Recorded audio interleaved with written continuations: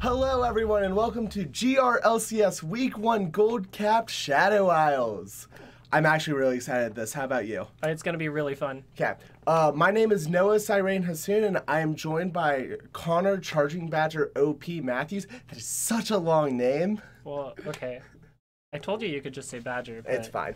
But anyways, slight disclaimer before we get into this. We are both colorblind. So if something comes up and we're saying warrior and it's a Cinder Hulk, we are sorry. Just correct us in chat. But after that's really our only disclaimer. I feel like that's the only thing we will get confused about. That's not the only thing we're going to get confused about, but that's the only thing we know we're going to get confused about. Yep, we have definitely complained about it a few times when we were just like, why did he build warrior? But let's not harp on that too long. Okay, let's get into this first game. Who is ready for this? All right, on the blue side, we have Land Snack Gold with Iron Man Fan 34 in the top lane, Shastra 15 in the jungle, the White Shadow mid lane, and Gara of the Sand and Moose 9068 in the bot lane. Yes, and on the red side, we have No Apologies, Sworn on Vladimir in the top lane. We have End in the jungle on Zac. We have Tone Star on LeBlanc in the mid lane, and we have No Mind and the Zister on Callista and Thresh, respectively, in the bot lane. I'm actually really excited for this game. Landsnack said that they are going to take 3 matches this split, so I want to see if they can take their first one early. Absolutely. Yeah. And right now, it's looking like Landsnack is preparing to invade. I think they might have experienced an invade on a different game through that bush, so they might just be stacking there just in case they do something like that. A summoner has Oh, no, mine just disconnected is all, so probably a pause. Thankfully, we don't have to see those. But other than that, yeah, that is kind of confusing that they kind of just all stacked there. All right, so going into this game, what do you think we're going to see? Honestly, I feel Jace, I really want to see Iron Man Fan. Most of my focus is going to be on that top lane, just because Jace is such an interesting pick right now. Most, like, in pro play, the Jace pick has just not worked out whatsoever. Yeah, we've got this whole meme of NA Jace always failing. Yeah, NA Jace has just been super rough, and so I really want to see how this goes. Oh, wait, no, Guard of the Sand! Bush cheese. So they are going to look for Guard of the Sand flashes. So does No Mind. They ignite for Thresh, and that's going to be first blood for No Mind. Oh god, they knew it was going to happen too. They were all there early. Oh my god. But so looking at these matchups, sort of. So Jace versus Vladimir. Who do you feel like wins that lane? I feel like Vladimir sort of wins by going even, just because the Vladimir is going to be healing Oh, that is so going to much. be End getting a very early gank onto Iron Man Fan right now. Doesn't have his Q, so can't like knock him back, but it is going to be a lot of damage on him for no real reason. But didn't have to use his flash, which is really nice to have for later. Yeah, very good job that he didn't burn his flash. Still has 2 health pots, so he's in no hurry to go back.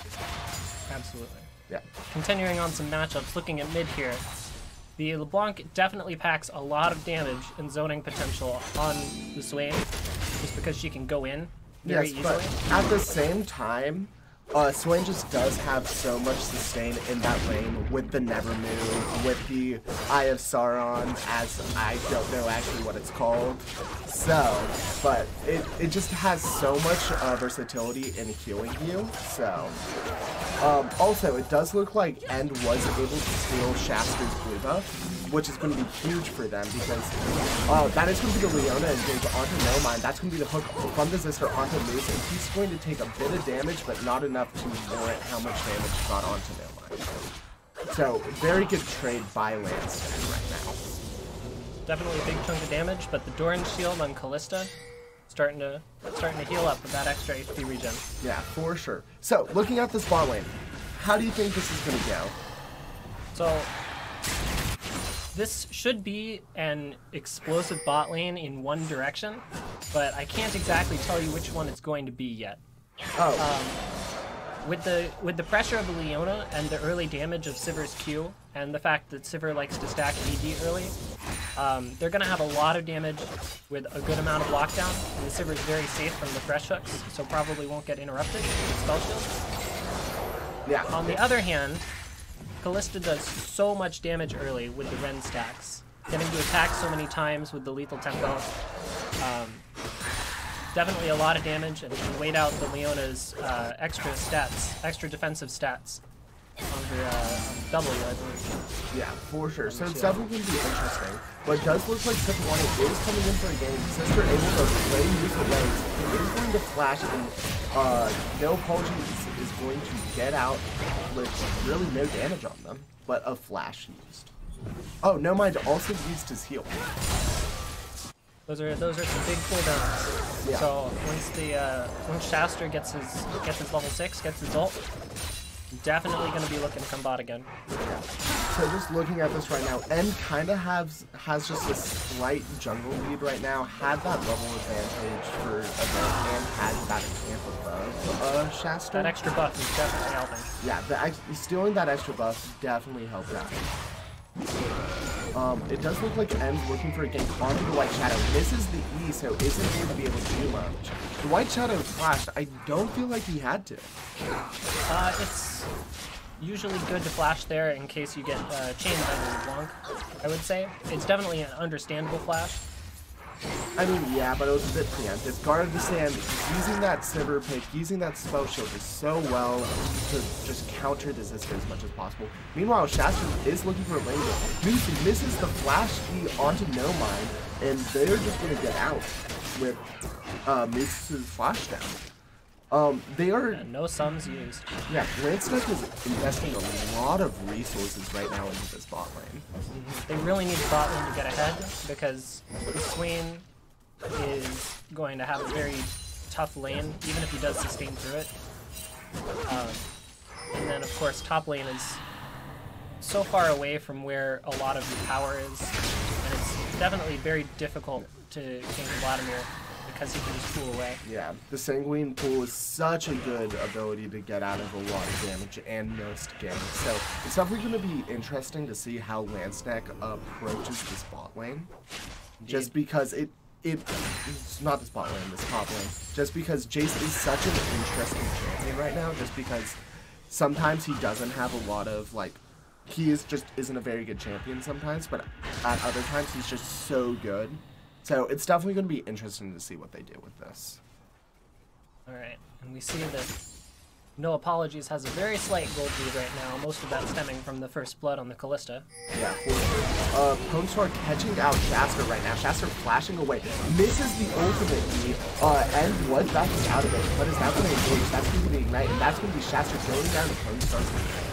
Meanwhile, Swain comes in and White Shadow, that's going to be the ISR. Ponstar trying to get out of the play and the hook onto White Shadow. White Shadow uses the demonic ascension, trying to get as much damage as he can, tries to look for a kill, doesn't get killed and gets killed by No Mind.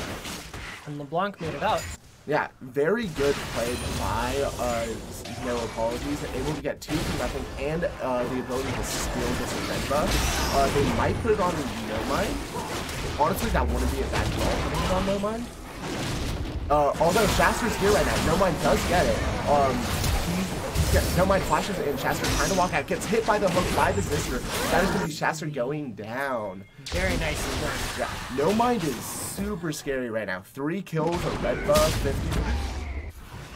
But we just saw a ping, and it looks like they're going to be taking that early Infernal Drake, amplifying all of the AD and AP that these guys are building. Yeah, that's going to be huge for TLM. No apologies. No apologies. No apologies. We were looking at names for a while before this started, so, and I see End and I think, oh my god. Yikes. Okay, we will get used to this, I promise. But that's going to be huge for No Apologies. We see the Vladimir top just seemingly impervious to all the poke that Jace is trying to throw out. Yeah, but at the same time, Jace isn't really getting poked that much in return. And he is staying quite close to Sworn CS. But it does look like the White Shadow is looking for a gank onto Sworn. Sworn is going to use his Hemo Plate. It's not I thought it was Hemo Plate. He's going to use his ultimate to kind of just be like, no, just back off. So, it'll definitely be interesting. Absolutely. We see LeBlanc walking over this ward. We're starting to set up some amount of vision around the Rift Herald that's going to be spawning in about 50 seconds. In bot lane, nothing's really happening quite yet. So, I've been told to turn down the sound a bit, so we are going to do that just a bit. Yeah, that should be good.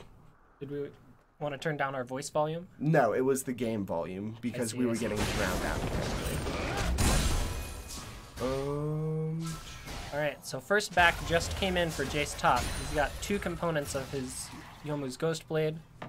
So we're going to be seeing a split push, almost assassin type Jace coming up this game. guess. Yeah.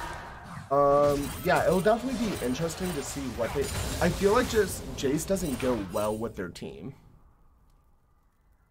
Like, just Jace is more of a poke-oriented champion, I feel like, personally.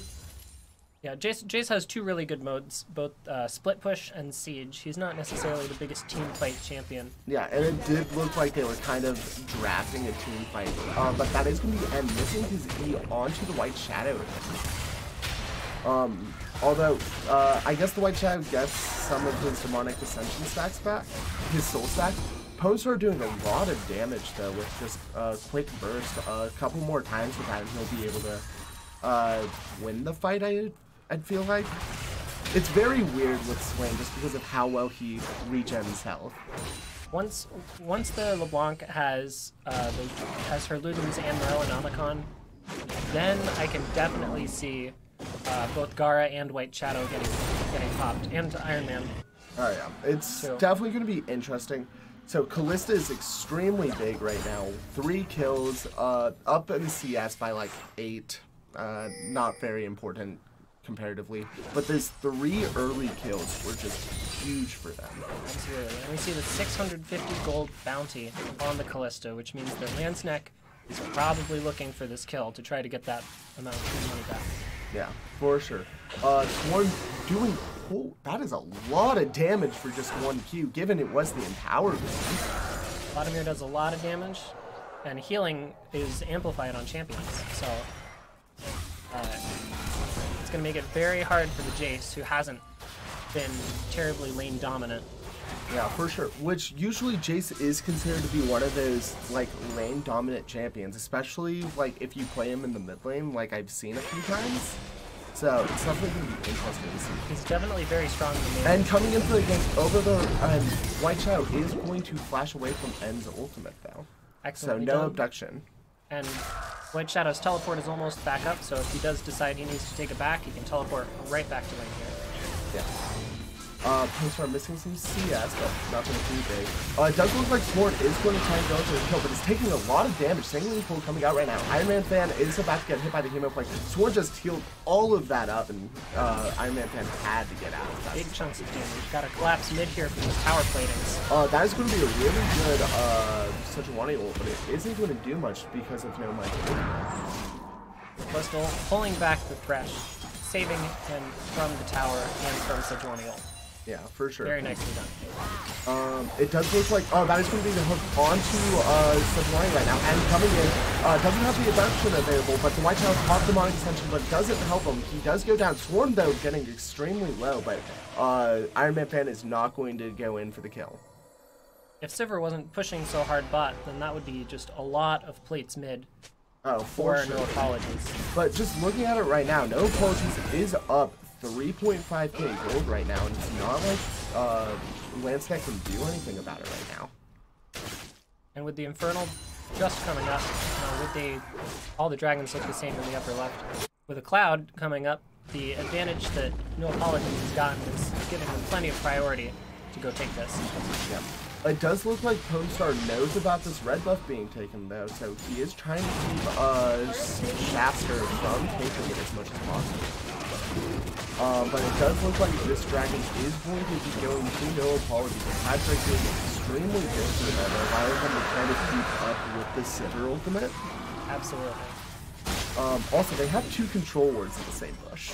Even more importantly than matching the speed of the Sivir ult, which is not really going to happen, is that No Apologies has more movement speed to rotate between lanes, to pull off ganks, to make Zax's clear faster, so that he can get back to being extremely active in these lanes. Yeah, for sure. So it does look like, I want to say End is definitely ahead because he has 5 assists compared to 0 kills or assists from Shaster. But, as well as the 2 dragons already. Yeah, and the 2 dragons, but he just isn't farming his jungle that well.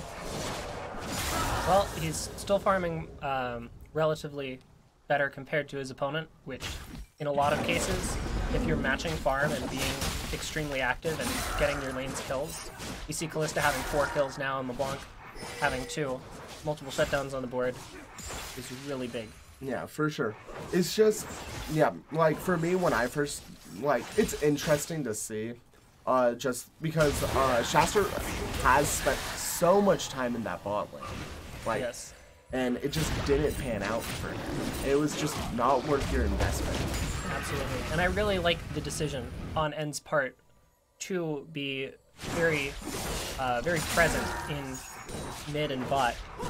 Because this top lane is doing fine. Vladimir sustains through almost everything. And we don't see a healing cut on the Jace. We don't see that Executioner's 800 gold Yeah. to apply grievous wounds for 3 seconds Which is on any physical basically damage. what you need if you want to beat this Vladimir right now, because he's getting extremely close to getting those kills. And as Zhonya's. Yeah. With Zhonya's completed on the Vladimir, I don't see Jace killing him pretty much for the rest of the game. Oh, no mind. Seeing Moose, the hook from the sister barely misses. But yeah. Like, Iron Man fan is getting extremely close to killing Sworn right now, but it's just, oh, that is going to be for the ult. Oh, that's going to be the Another Callista ult as well. excellent Callista ult, pulling Thresh away Yeah. from Shastra's grips. Honestly, I really liked, I was a bit hesitant on the Callista pick at first, but as I've been seeing it more and more, that is going to be Shastra flashing away from end engage. It doesn't look like there is going to be a fight just yet, though. Yeah, the Callista is doing an excellent job of giving the Thresh the extra space and confidence. Oh, that is going to be Protar going in, but Shastra knocks him out. That's going to put him on the Shastra and gets away from the Callista. No mind is now unstoppable and uses his ult, but cancels it abruptly because he was taking turret. Is almost dead, but does look like they are going to get this turret from this. Sister also getting extremely low. Protar looking for a kill, gets hooked by, gets beat by Moose, dodges the solar flare, but is going extremely low right now. Gets the root on Moose, but I don't think he has the damage to kill him right now. Oh, very close. The heal goes off, saves Moose, and Gar of the Sand. On the other hand, that is another tower for no apologies in the bot. Yeah, that's what he's been playing about. Meanwhile, White Shadow is up here trying to deal with Swarm right now. Chemo player about to pop onto White Shadow, giving him a fair chunk of health right now. Shastra doesn't have ult available to him. I don't think he can hold this off, and this is just going to be 2 towers, 4 no apologies. This is going to be a 6k gold. And Callista, having just participated in 2 tower takes and another kill, is going to have so much money on the back. I would not be surprised to see just a Runan spot straight up. Yeah, for sure. It's definitely going to be... Yeah. Yeah, I agree completely. Then I'm getting... and is a bit caught out right now, but the sister is going to use his lantern to get him out. The Thresh has just been such a good pick so far, landing so many hooks and the lanterns to give the safety that no apologies needs to be invading this often. Yeah, for sure.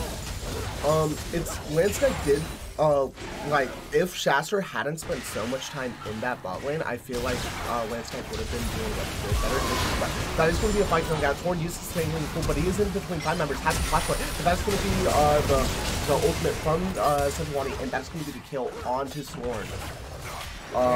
Yeah, very good pick onto him. Although Sworn still has 40 CS over Iron Man and his laner. But it does look like Landscape is going to have their eyes set on this Rift Hill right now. Tomstar is here, but it does look like no apologies is going to mostly concede this to them in favor of the Dragon's Head. Yeah, Tomstar not able to steal it. The Rift Herald going onto Gar of the Sand. And Landsnack should be looking to take the mid tower with that Rift Herald to help them open up the map and give them more room to establish vision around all of these other objectives. Yeah, meanwhile, No Mind and the sister picking up that second Infernal Dragon. That is a huge amount of extra AD and AP. Yeah. Especially keeping in mind that the LeBlanc, being an assassin, is going to be using that AP boost very, very well.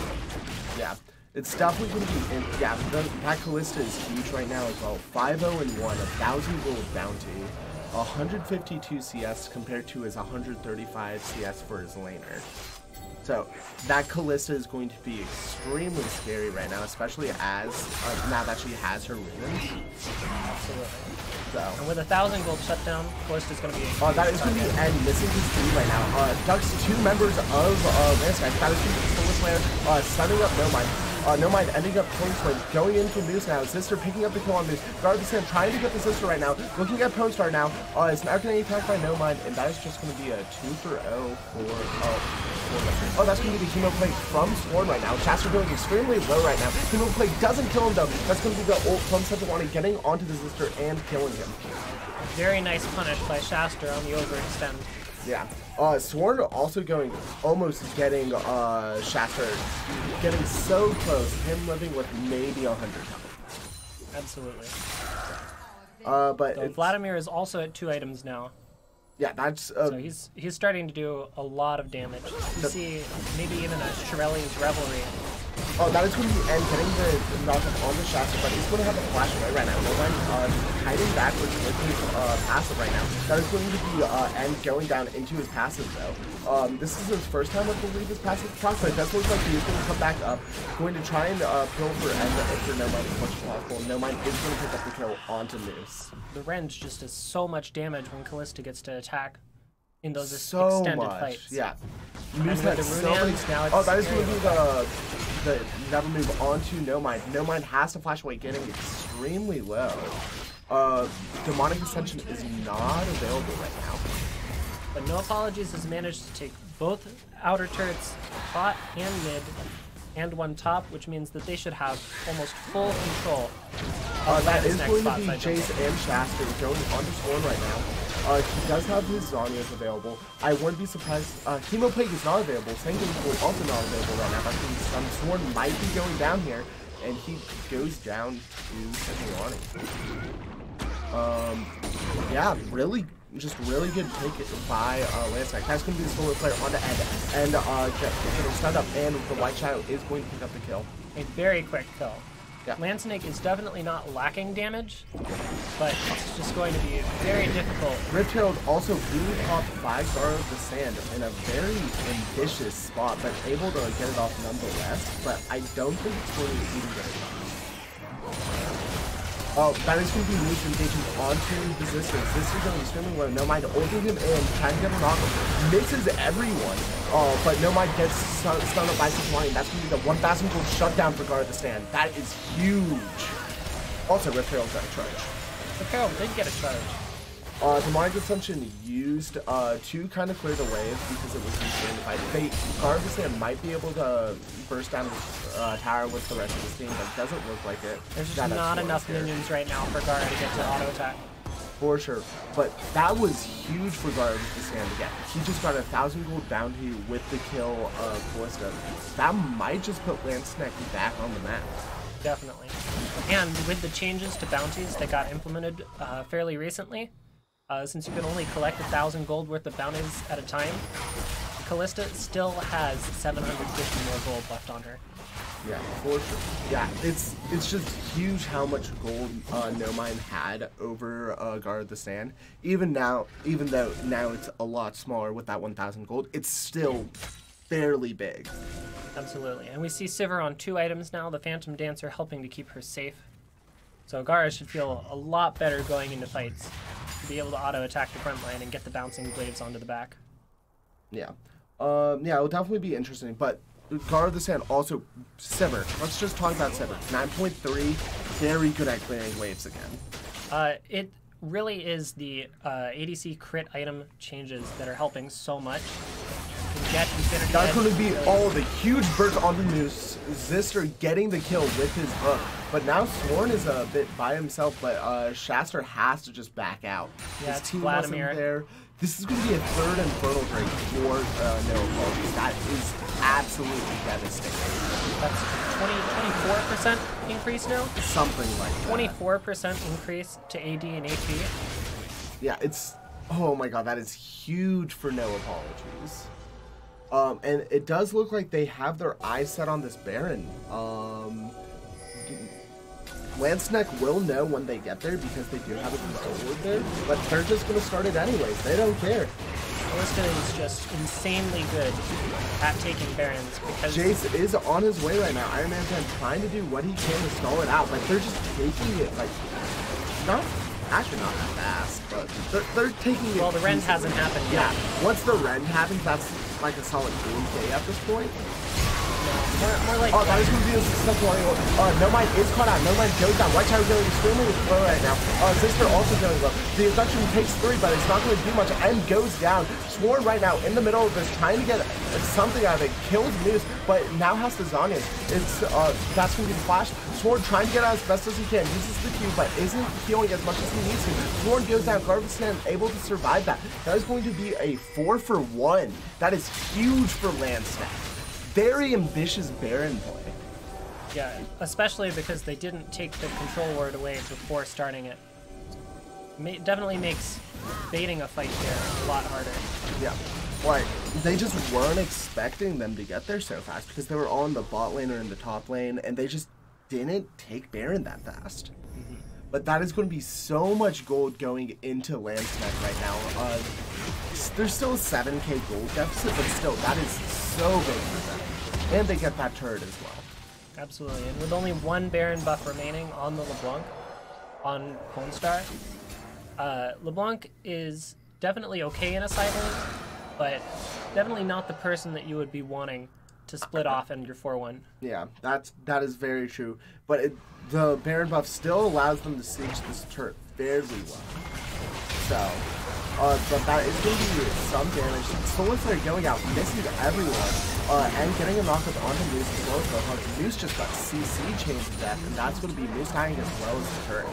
Great pick. Without the Leona for 30 seconds means that Landsnack is not going to be able to engage as easily. Yeah, for sure. But Garvestan still able to clear fairly well, especially as he gets more and more items. So it'll definitely be interesting to see how this game goes. Right now, I feel like it's still anybody's game. Like, if Landsnap keeps on playing how they've been playing these past couple of minutes, they can honestly take this. Absolutely. In the words of the NALCS, right? Or just the LCS now. Comebackable, right? Yeah, comebackable. And looking for engage, gets guard the stand, but he is able to spell through. The abduct doesn't go all the way through and just knocks them up a bit. But guard the stand did use his ultimate, so Saber ultimate is not going to be available for a while. And still, that is another tower for no apologies. Just continuing to open up the map, get themselves more access to Landsnack's jungle. Yeah, no apologies. Siege is doing extremely well right now. But No Mind's kind of on the lower side of levels, I feel like. Actually, no, never mind. Sworn's just extremely over-leveled, I should say. Yeah, Sworn on the Vladimir has just been picking up wave after wave after wave on the sides, and we see 70 CS lead for him over the Jace. Yeah, that is huge. Even though he's 1-3, I feel like he has more gold than him. It should be fairly close. Combining both the extra CS and the kill deficit with the towers that the Vlad has been participating in getting, as well as the extra 300 gold for Baron. Yeah, for sure. It'll definitely be interesting to see what happens for the rest of this. But, excuse me. It does look like both teams are going to kind of just wait for this dragon to come up right now. This is going to be, there might be one more elemental Drake if they take this fast enough. Yes. Dragons only have a 5-minute respawn time, so 6 dragons is now possible. Yeah, 6 dragons is possible if they take this fast enough. One thing I do want to look at real quick is that Gara on Sivir decided to go for 2 Zeal items. Wait, that is going to be the flash from Kingstar. Looking for Garvestan getting caught out, taking so much damage. That's going to be him dying to the Zister. Moose flashes away, Solar Flare coming out. No Mind dodges it, but gets the slip. Moose dodges the hook from the Zister, but it does look like they are using as a kill. That is going to be 2 for it. That is huge for no apologies. They might just be able to push this in. Yeah, with no bot lane left from Landsnack, it's going to be very difficult for them to try to clear these super minions. They might just look for the game right now. Like, no bot lane, it's a 3v5 right now. That's going to be the hook onto the white shadow. Watch out, has those beams on it. Single plate coming out. Watch out, having the flash away. Demonic Ascension being popped, but he goes down. Shaster also getting caught in. Iron Man fan by himself has to 1v5 to save this, but I don't think he is. And that is going to be game, most likely. Yeah. I don't think even Sivir can clear this fast enough. Yeah, no apologies. For using these audience, they do get the hook onto me. Guard the Stand kind of just going to be sitting in space. That is going to be the first game of GRLCS going to No Apologies. It was definitely very well played by No Apologies. Yeah, also Landsneck as well. That was a yes. really good game for how big the gold deficit was. I have to give a lot of props to End here, being so active early, getting that Callista extremely fed.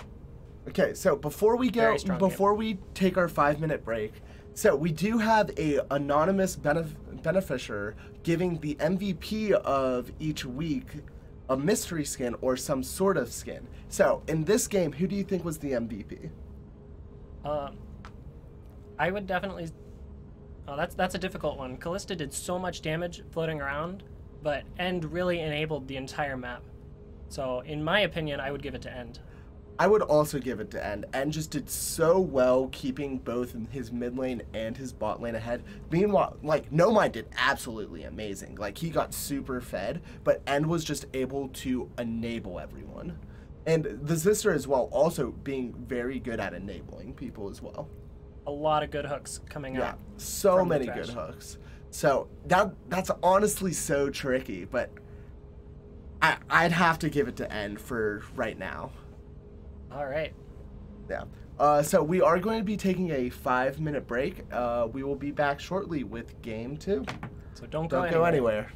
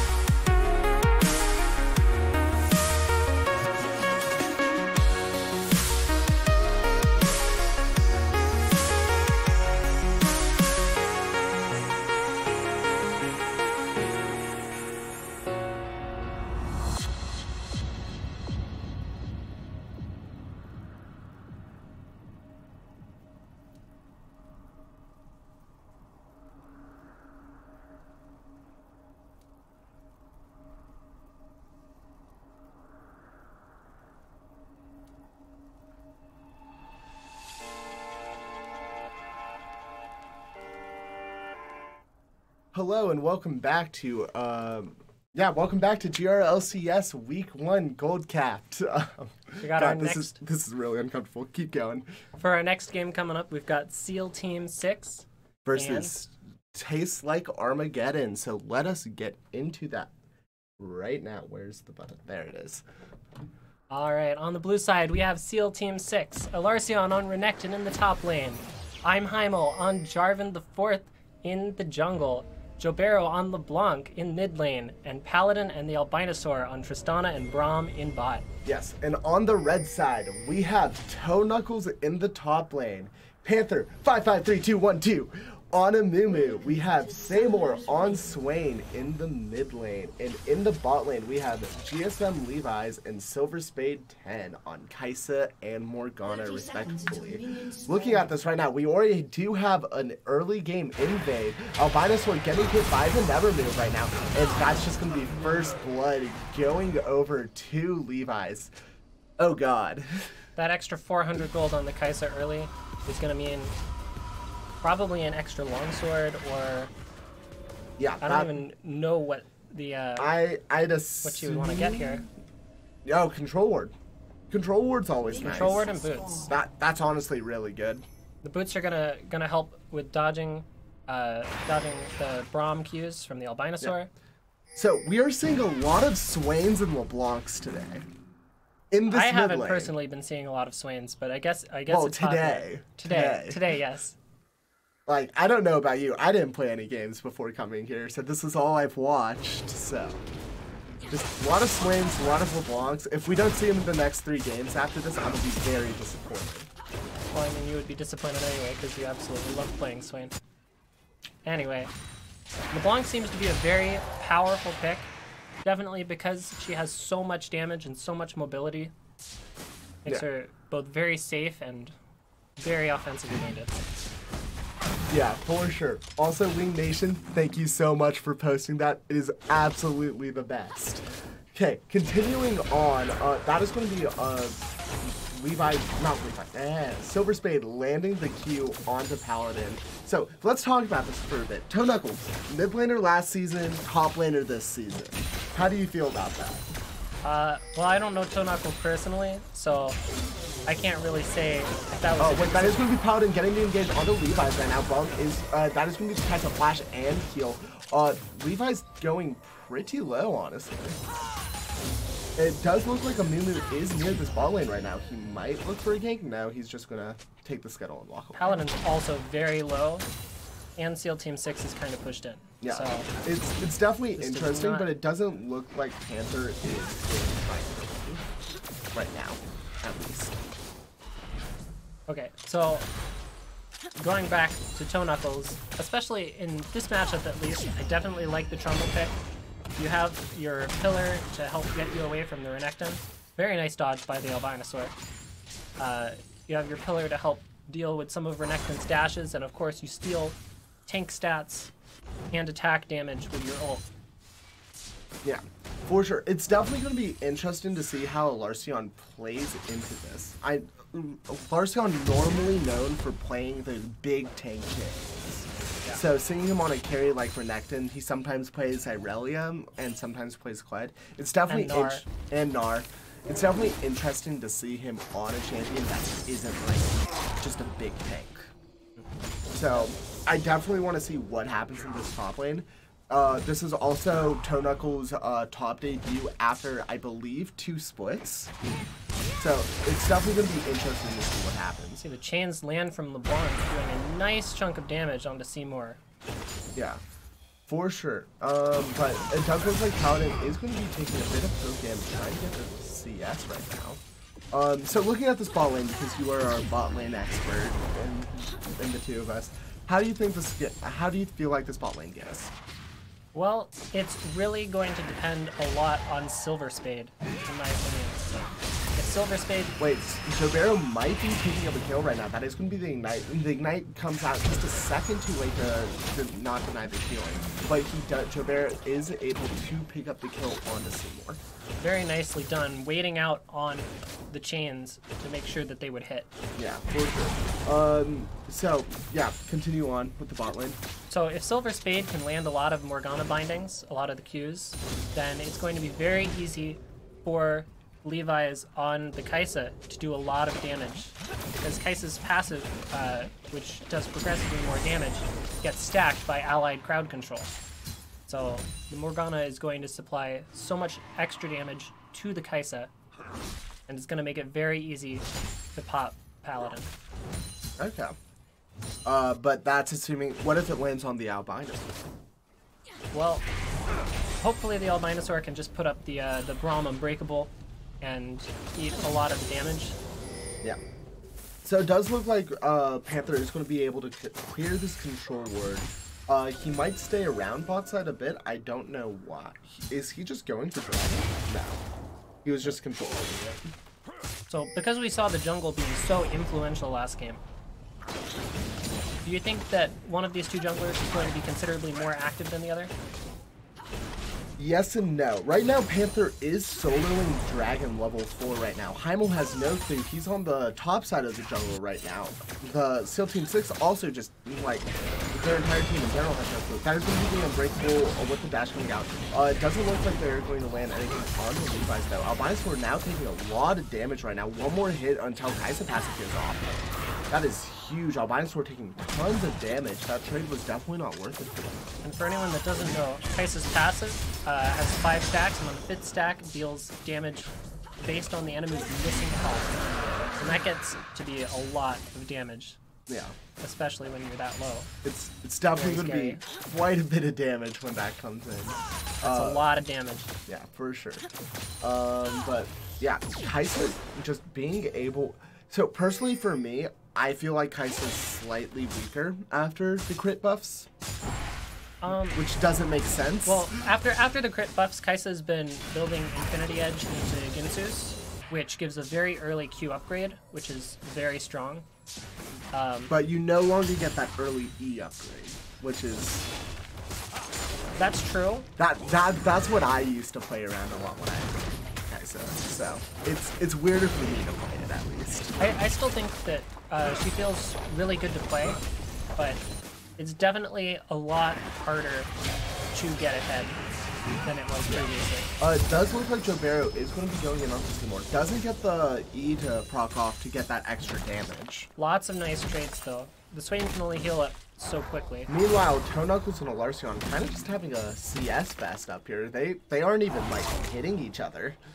Like, yeah. Every now and then, like, Alarcion's Q will go off, and sometimes they'll auto, but, like, it's just kind of a dead lane. Right now, it looks like Toe Knuckles is just trying to do his best to not die. That is going to be Alarcion engaging, getting quite a bit of damage onto him. But it does look like Alarcion, him being top lane stay for the past 4 seasons. We can see that familiarity with the lane. Meanwhile, Toe Knuckles kind of going back to his roots right now, but it's just he still needs to get used to it, I feel like. You know, Jobero is also back to his roots. I mean, yeah, because that was going to be the Monarch extension onto Seymour. Seymour is going to have to flash away because the Cataclysm from Iron Time. Forces the ult out of Seymour, and that's going to be a really big cooldown for Toe Knuckles might be popping the Subjugate right now. Yeah, that is going to be the Subjugate. Panther misses the Mimikyu and the ultimate. Flashes as well. Oh, that was a really good flash by Alarcion. Very expensive for tastes like trying to get. Yeah, baits out Panther's ultimate and his flash and is able to dodge it. Extremely good play by Alarcion. See, Jobero is pretty close to out of mana mid lane, so he should be looking to back soon, and that'll be a big item power spike upon returning.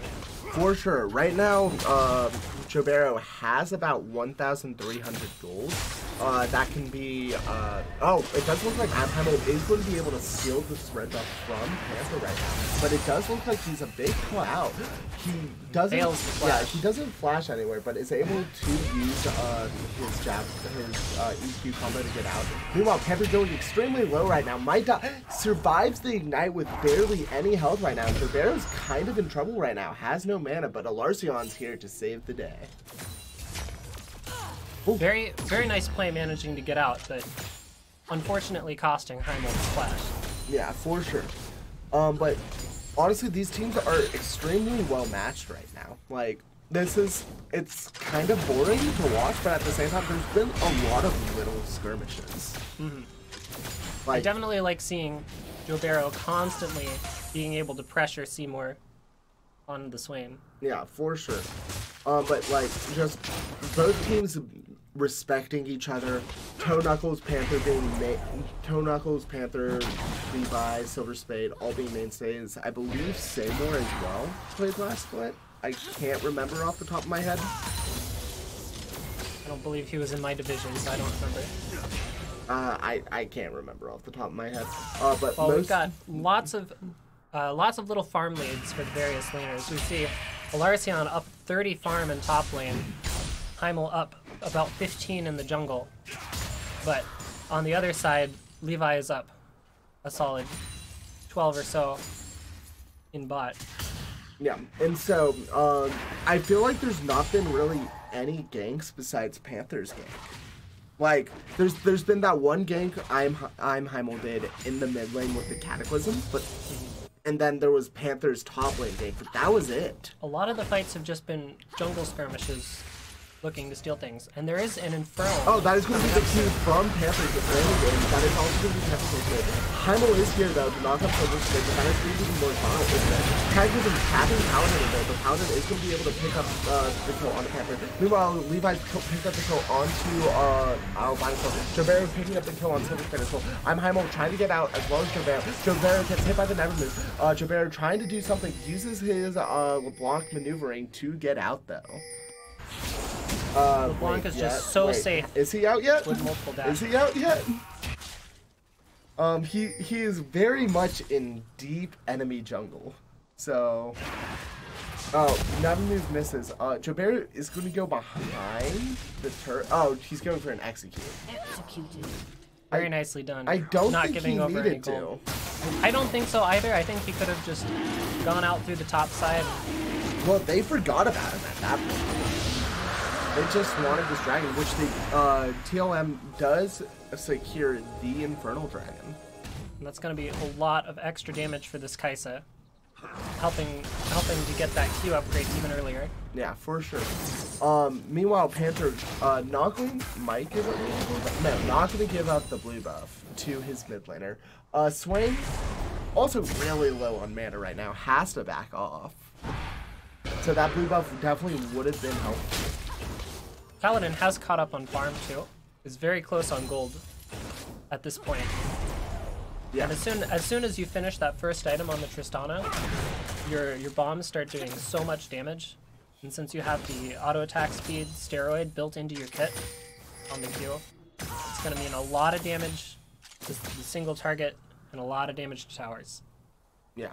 But looking at this real quickly, so Tristana and Kaisa, both super late game hyper carries. Which one do you feel like is the better hyper? Oh, Heimel going in for lane. That's the knock onto the device. That's the reason Cataclysm and Paladin getting the kill. That is very big for them. Tristana being able to basically break down these turrets like they are butter with the explosive charge, I believe. Yes. Yeah. So this might be first turret killing down before all the turret protocols. It'll be very close, but it does look like it is going to plating. survive with one turret plating left. Will it survive when they push it back up again? Maybe, probably not. No, it does look like SEAL Team 6 is going to be backing off on us. Alarcion in top lane maintaining his farm, keeping this Trundle under tower now. It's going to make it very difficult for Toe Knuckles to get out and influence the map if he's constantly under tower. Yeah. Alarcion definitely doing extremely well in this lane right now. Toe Knuckles having that assist though from the very early gank. Well, not gank, but invade. That's and we're starting to see bounties pop up again, this time on SEAL Team 6. Yeah. LeBlanc having a 450 gold bounty, which is to be expected. Technically 2-0, didn't give up any gold with her death. And then Paladin getting that second kill and now being 2-0-1. Definitely. See Silver Spade looking to establish a little bit more vision, making sure that the Kai'Sa doesn't get ganked. Lots of pings going down around bot lane. It looks like both teams think that something big is going to happen there pretty soon. Yeah. See if it does. Yeah. It'll definitely be interesting. Rift Herald also only has about 5 minutes left, so it does look like one team should be looking at that soon. Jobert taking kind of a bit of damage, but nothing much to really do anything. We see Heimel back off. Jobert going in onto Seymour, getting the electrocute to pop off, but took more damage than what he did to Seymour. Definitely. And it looks like Heimel is setting up for another lane gank bot. But it does look like Panther is also here this time, so this might just be a 3v3 fight. That is going to be the onto the albino sword. Heimel and the albino sword. Oh, that is going to be Heimel engaging, but the spell shield blocks the knock. Very nice job on the side of Silver Spade to get that spell shield just in time. Yeah, for sure. But it does look like, yeah, not much is happening right now. This is just a really slow game. Both teams respecting each other. I get the feeling that as the AD carries start getting to 2 items or so, that it's going to start speeding up a lot. Once Baron's on the table, once the AD that is going to be the binding onto I'm Heimel right now. So it's still looking like both junglers are sticking around the spot side, but they are going to go to their respective jungles at this point. So, this bot tower on the side of Case like Armageddon is starting to get really low. It's down within 1,000 hit points. Jobert doing a lot of damage right now. Holy. Yep, has that Luden's Echo finished. That Luden's Echo is just huge right now. And the Morellonomicon probably coming up next for that extra magic penetration. Although Jobero did opt to go for the Mercury Treads for the extra magic resistance tenacity this game. Help him stay. I agree with it. They have a lot. That is going to be Panther ulting onto this bot lane right now. Albino Sword is going to ult. That's going to be Heimel flashing and ulting. Trying to kill Silver Spade as fast as he possibly can so that the Morgana ult doesn't go down. That's going to be two really good. Kai'Sa getting the kill on Heimel. The Paladin getting the kill on Morgana. Seymour having the ignite on him. Demonic Ascension has been popped. He can use the second ability, but doesn't get it off in time. Levi's now going for LeBlanc, but it's going to back off because he knows he probably can't take it. But that is going to be a double kill for Levi's and 2 kills for Seal Team 6. And off screen, it looks like Alarcion and Toe Knuckles had a skirmish where they both flashed. Yeah, and Alarcion ended up very low from that. Yeah, it does look like Toe Knuckles definitely took the lead. Absolutely. Trundle is just so good against bruisers and tanks. That Subjugate is huge for Toe Knuckles right now. Absolutely. Stealing so much of Alarcion's attack damage makes it very difficult for the Renekton to do a lot of damage back. So, right now, Seal Team 6 is up 2k gold right now. So, it's definitely going to be interesting to see what happens in the rest of this game. I get the feeling that Panther is going to be looking for this Cloud Break too, just to make their late game in Elder Dragon that much more powerful. Yeah, for sure. Ooh, that is going to be the binding on Paladin, but it isn't going to really do much. But very close game right now, so. One thing I want to take note of real quick is that Paladin on the Tristana does have the press the attack for the damage amp after 3 autos. What do you think about that versus Fleet Footwork? I don't know if I necessarily... It's been working out right now, so I can't really judge it. But, like, I personally would like the Fleet Footwork, just the sustain that you get onto the Tristana and the ability to every now and then when you auto, you get that little bit of burst of speeds, allowing you to follow or get out. It's just so helpful, as well as the sustain. I don't really like it that much. I don't like press the attack that much. In terms of just the kit, it feels pretty good. It's very strong early, because you have the extra auto attack speed on your shield. Well, real quick though, it does look like Silky is going to be able to steal the Dragon Cannon. Turnuckle's teleporting in, but is able to get out because of Morgana Binding. Right now, Albinosaur ulted in, Albinosaur going to stand in the right. That's what the demonic deception, taking out the Albinosaur. Larson in the backline, trying to go for Panther right now, doing as much as he can, but does go down. Hamel now getting hit by the Morgana Binding, trying to get out, but gets killed by the demonic deception from Seymour. That is going to be a 3-for-1. And even if they did lose the Cloud Drake, that 3-for-1 has to feel really good for Tastes Like Armageddon, because that means that they're going to get to push mid, get this tower, start opening up the map, opening up avenues to stealing their opponent's jungle more often. Yeah. It's going to be a very, very big swing here. Yeah. Meanwhile, Tastes Like Armageddon still has two really big bounties that they can pick up, and they are extremely close to gold, only about 1.5k away. Absolutely.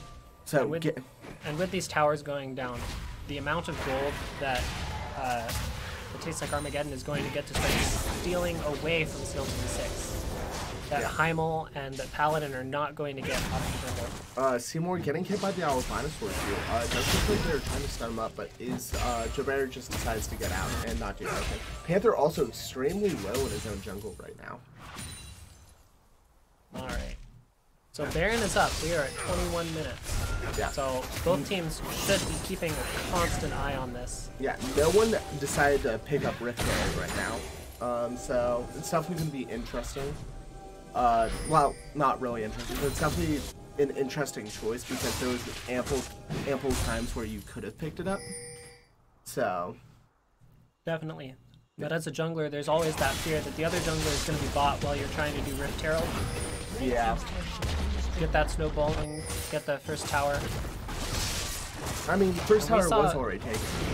Well, first tower was taken earlier bot, right? Yeah, fairly early, around 15 minutes.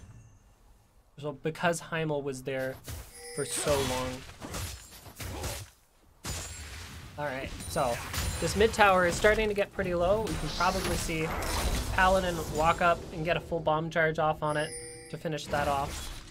And of course, there's no top or bot outer turrets for Tastes Like Armageddon, so we'll have to see what SEAL Team 6 can do with that extra space inside lanes. It does look like they are looking for a engage on the spot lane right now. Albinosaur kind of caught out right now. Panther's trying to look for an ult to get both Paladin and the Albinosaur, but they're just going to pick up the Albinosaur as a consolation prize. Just the 5th passive hit pop on the Kaisa, or by the Kaisa. Yeah, that's going to be the never move landing onto Jobert. Jobert going extremely low, trying to get out as much as he can. That's going to be the Kaisa ultimate. Panther canceling his W, but ends up having to ult to kill Jobert, but that's going to be shut down gold. That's also going to be shut down gold onto this Tristana from the Kaisa. That's a very easy Baron. Tastes Like Armageddon. Tastes Like Armageddon is now going to go for this Baron. Extremely safe call right now. They do have to worry about Heimel going over the wall though. They have no vision well, they do have control word right there. But Seymour is looking to try and deny it. Heimel blast turning over right now. A bit too early, trying to just survive and do as much damage.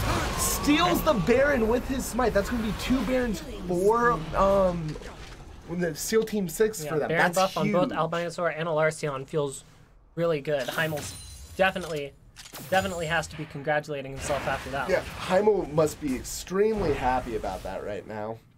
That was a really good steal by them. Alright. So, what should SEAL Team 6 be doing with this Baron buff? Pushing, grouping, trying to get their lead back as best as they can because it's a very close game right now. Turnuckles also just doesn't really take damage. Do you think a 4-1 split? Do you think group 5 mid? Do you think 1-3-1? Well, right now, Turnuckles has to pop the substitute onto Joe Barrow because he was getting extremely low.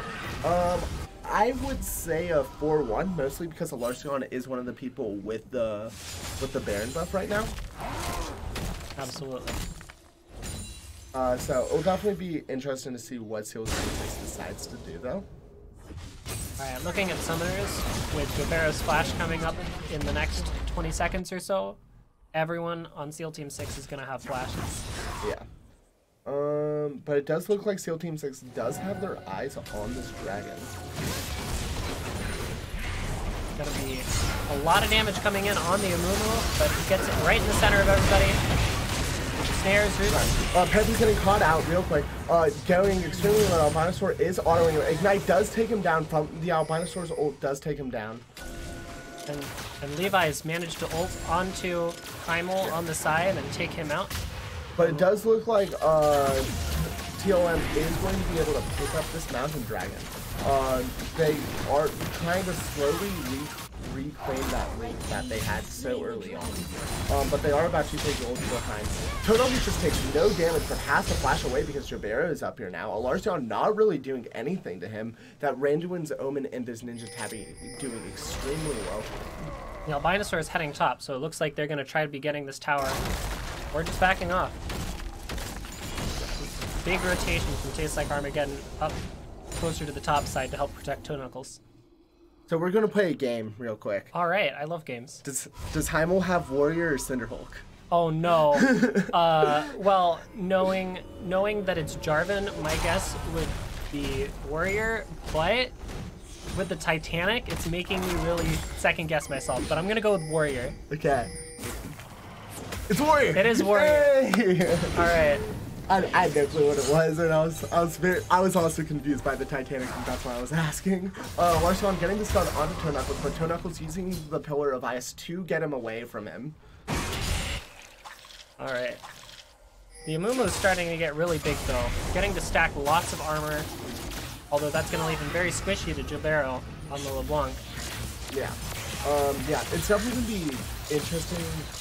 It's interesting that Toe Knuckles is stacking just pure armor. Like, I get that they are basically all AD, but it's just, I don't know how to describe it. He also offers for the Ravenous Hydra, which isn't a bad item on Trundle, by no means, but it's just, you have no AP, you have no MR. And the extra attack speed though that you are getting on your on your icy ground stuff. Yeah. What's that called? I don't know. All right. My head. On the blue ground, Trundle gets a bunch Trundle of extra attack W. speed and move speed. And it's just a lot. It's just a lot of healing can come out from that Ravenous. Though I think Titanic would have definitely been better, especially with the amount of health that he can steal off of the Subjugate. Yeah. It does look like a fight might be breaking out in this mid lane extremely soon, though. One thing that we are seeing is a Phantom Dancer on both ADCs as they hit re-ends. Oh, that was going to be the binding from Panther, but he isn't going to ult. Not worth it right now. His team wasn't anywhere around him. And with 9.3 just having come out, Phantom Dancer has a new passive. It gives you a scaling shield when you get reduced to below 30% of your health. And Interesting. at level 18, that's a 600 health shield, which is a lot of extra health for That these is squishy ADCs. Quite a bit of health. That is going to be Heimel knocking up Toe Knuckles right now. That is going to be the Subjugate onto Larson right now. He's healing quite a bit, but he just can't take it. He can't do anything with two of them on him. And he just goes down. So much for all that armor, I guess. On the other hand, Toe Knuckles just lived for so long. That is very true. Panther Even does in get the the binding onto the Albinosaur, but the Buster Shot is going to push him away. Paladin trying to save Albinosaur as much as he can. Morgana is backing into the spot, but that is going to be SEAL Team 6 taking this off turret right now. So Levi is getting a lot of free damage onto Alarcion for them getting that tower. Yeah. They're gonna have to back off. So now we're starting to see a reset, and it looks like they're going to start setting up more vision around this upcoming Baron live in 15 seconds. Everyone resetting. We're gonna get probably another half an item here on Paladin, which is gonna be a QSS, I would hope, to help stay safe. And it is exactly the QSS for Paladin. Yeah. Everyone getting ready for this big Baron fight. This Baron fight probably going to be deciding the game. At the very least, whichever team gets the Baron is probably going to get one or more inhibs on their opponent, which will help them close it out later. Yeah. It's definitely going to be interesting to see what happens. Also, my original name was Gyoing Beans. Continue on. Alright, so with the Phantom Dancer, with the QSS on Paladin. Oh, Panther does see 3 of them right now. It's going to back out, seeing as Kaisa isn't there right now, and Toe Knuckles is in the bot lane, but does have teleport available. So Paladin's going to be very safe, very hard to kill, very hard to lock down. So we do have another dragon coming up in 12 seconds as well. So, yikes! This is about to be a really big power play for one of these teams. Well, if one team goes for the Baron or for the dragons, and the other team will probably try to trade the Baron. But it does look like Toe Knuckles might be trying to solo. No, he's just gonna walk out, trying to control this as much as possible. Both top laners do have teleport available to them, though. Indeed. So, this third Mountain Drake would be very nice for Tastes Like Armageddon because of a relatively recent change to now Mountain Drake, instead of giving you more damage to objectives, it converts some of your damage into true damage, which means that you can really start taking those objectives super fast. Yeah. Yeah, this third Mountain Drake would also help them shred this Baron. Like, absolutely shred. Did they start it?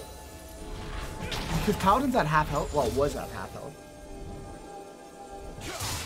It's definitely interesting. They're all just dancing around. Nothing's really happening. It's just a giant dance around this Baron. Everyone trying to maintain vision, make sure that they're... But meanwhile, TLM is going for this dragon. They're going to pick it up. And Steel Team 6 isn't going to try and rush him. They get the knockup onto Panther right now. Panther trying to go for how many he can. Has to use his ultimate and flash. Panther going down extremely low right now. It goes down to Joe Bear. Demonic Ascension is popped right now. Silver Spade has to pop on him. Levi's getting flashed on by a Lunchtime. Seymour also popping his Zanya's right now. Doesn't queue over the wall to kill Albino Short because he didn't know. Meanwhile, Silver Spade is going down to Paladin. Very big play. Only Toe Knuckles and Levi's. But Levi's is 9-2, but that's going to be the flash from Heimheimel. Levi's is going to ultimate, but he's going to go down. But that's going to leave Toe Knuckles left. He's going to try and run out, but doesn't pillar Heimheimel. And he is going to be able to go out. But I don't think Steel Team 6 can take this Baron right now. Well, they don't have enough health and they don't have enough damage. With Paladin dead, it would be very difficult and very slow to take the Baron. Yeah, for sure. Yeah, it's just not worth it for them right now, especially with Panther up. Although Heimel is 2 levels above Panther, so his smite is slightly better. It'll definitely help on the secures or the steals, but yeah, it's not gonna help him right now. Like, just with Paladin being dead, you don't have enough damage to take him. Right, and Levi's has just completed Guardian Angel. Joe Baron's passive going off because he somehow aggroed the Baron, but he's still going. I think the distortion overdealt the damage. Okay. Yeah, but Joe Baron going decently low right now is going to be backing off. But it does look like TLM is going to just be starting up this Baron round. Toe Knuckles, why didn't you attack it? You had a control ward.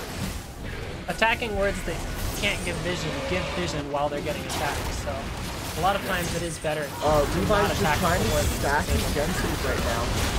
That's going to be the ultimate cross. That's going to be how to control on Steel. That is going to be bleaching, stealing another Baron. Alarcion, great job.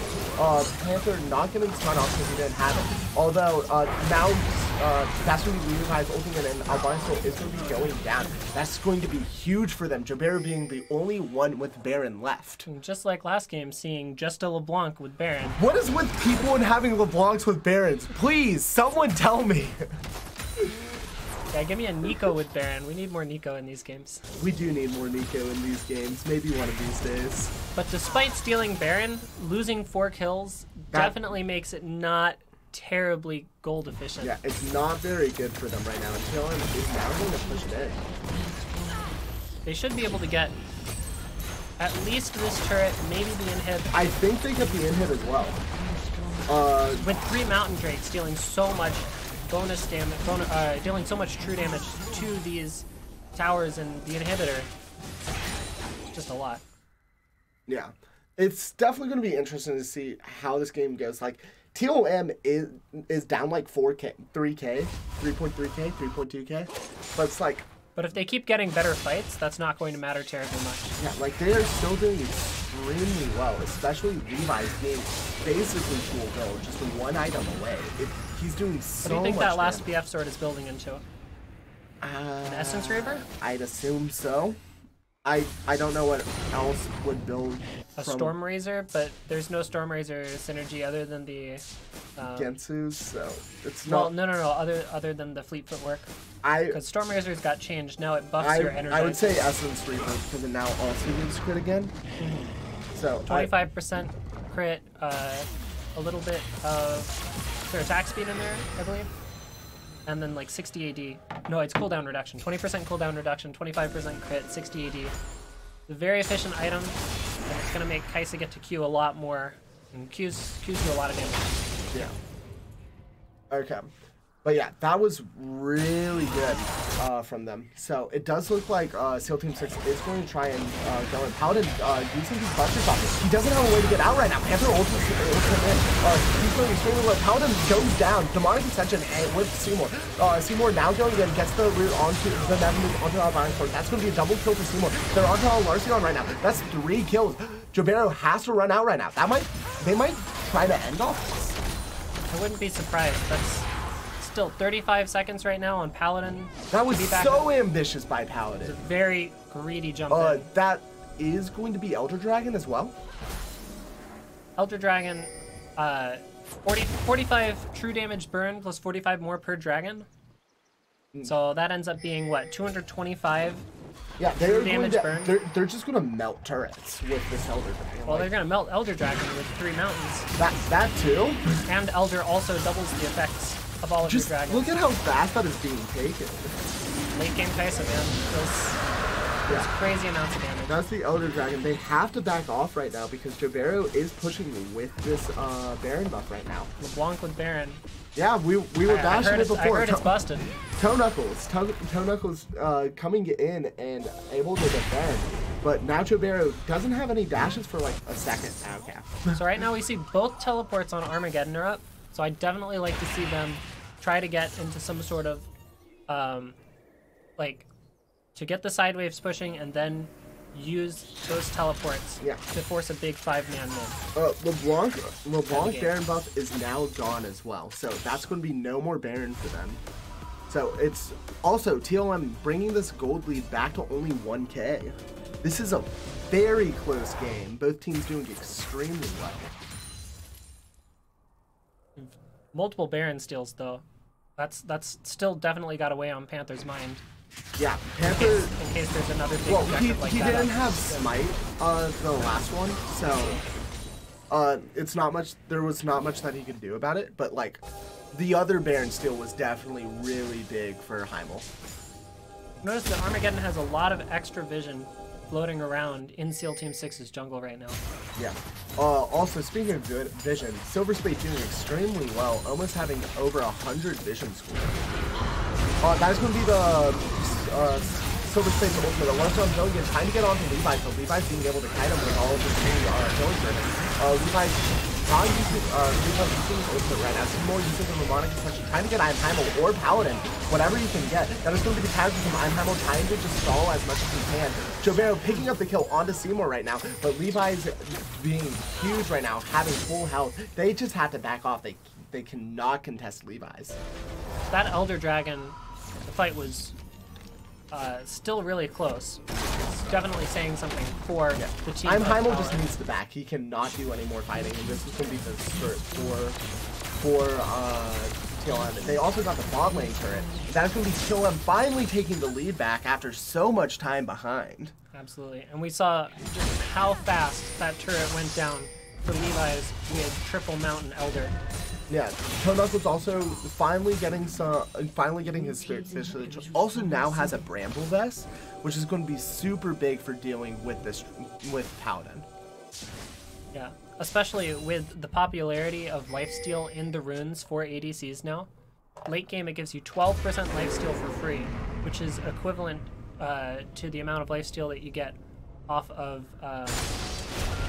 off of Mercury Well, Star. here's the third Baron of the game. Finally, Silver Spade going down extremely low, but able to barely get away from Jobero right now. Baron is being taken. That's going to be the puzzle from Seymour. Panther does have Smite up right now, but it does look like Blue Team is going to pick up the Baron. Silver Team is going to pick it up. But Levi's is now here, going onto the Albinosaur right now. Now onto Heimel. Heimel is most likely going to go down. That is going to be his GA being popped. And there's almost no way he gets out here. No, not. Oh, wait. Yeah, no Stalls way. out a little bit of extra time to help Paladin and Alarcion get back in position. Silver Spade is still extremely low right now. It's just going to go down to Jobero. Very ambitious of him to walk up like that. LeBlanc with the Death Cap and a Morellonomicon. That's a lot of damage. Yeah, for sure. But it does look like they are, even with Baron buff, it does look like he'll still have the advantage with the ability to siege. But yeah, Levi's only needs to get like 10 shots onto this. That's going to be Panther getting the Q onto Paladin. He's going to ult in as well, but his team didn't follow up on him. Paladin going down to Levi's. Levi's is on a rampage. Panther dying to Paladin from third top. Seymour now in the back line. He isn't getting as much kill as Demonic Ascension. Rivera is going to be picking up the kill. Levi's and Toe Knuckles now running out right now. And we saw Levi's live for so long because that Phantom Dancer shield popped. 600 health. It's absolutely ridiculous. This game is just... no one can get an edge up right now. Like, Baron buff isn't really helping. If TLM does get the second Elder Dragon in 122, that's going to be a lot bigger than the first Elder Dragon. Absolutely. Though Armageddon has been pushing down tower after tower. And that is like just the map pressure for having towers down, being able to get waves slow pushing. Yeah, TLM doing extremely well right now. Seymour kind of struggling a bit against Jobero's LeBlanc, something that he's kind of known for playing. So. Absolutely. And Jobero, of course, having the Banshee's Veil now, going to be a lot harder to pin down. Yeah, for sure. Despite being LeBlanc and already very difficult to pin down. Yeah, he's doing so much damage right now. It's just going to be interesting with this Elder Dragon coming up in like 35 seconds. This might be the last fight with these death timers being over a minute long. It's definitely going to be interesting to see what happens, but Levi's and Toe Knuckles have been doing such a good job of not dying right now. And Jobero already dodging everything to preserve his Banshee's Veil, yeah, for sure. Banshees. So the next big fight over an objective is almost definitely going to end the game. Yeah, for sure. Which this might be the one. It does look like Toe Knuckles is going to be backing off, but he doesn't have teleport available to him either.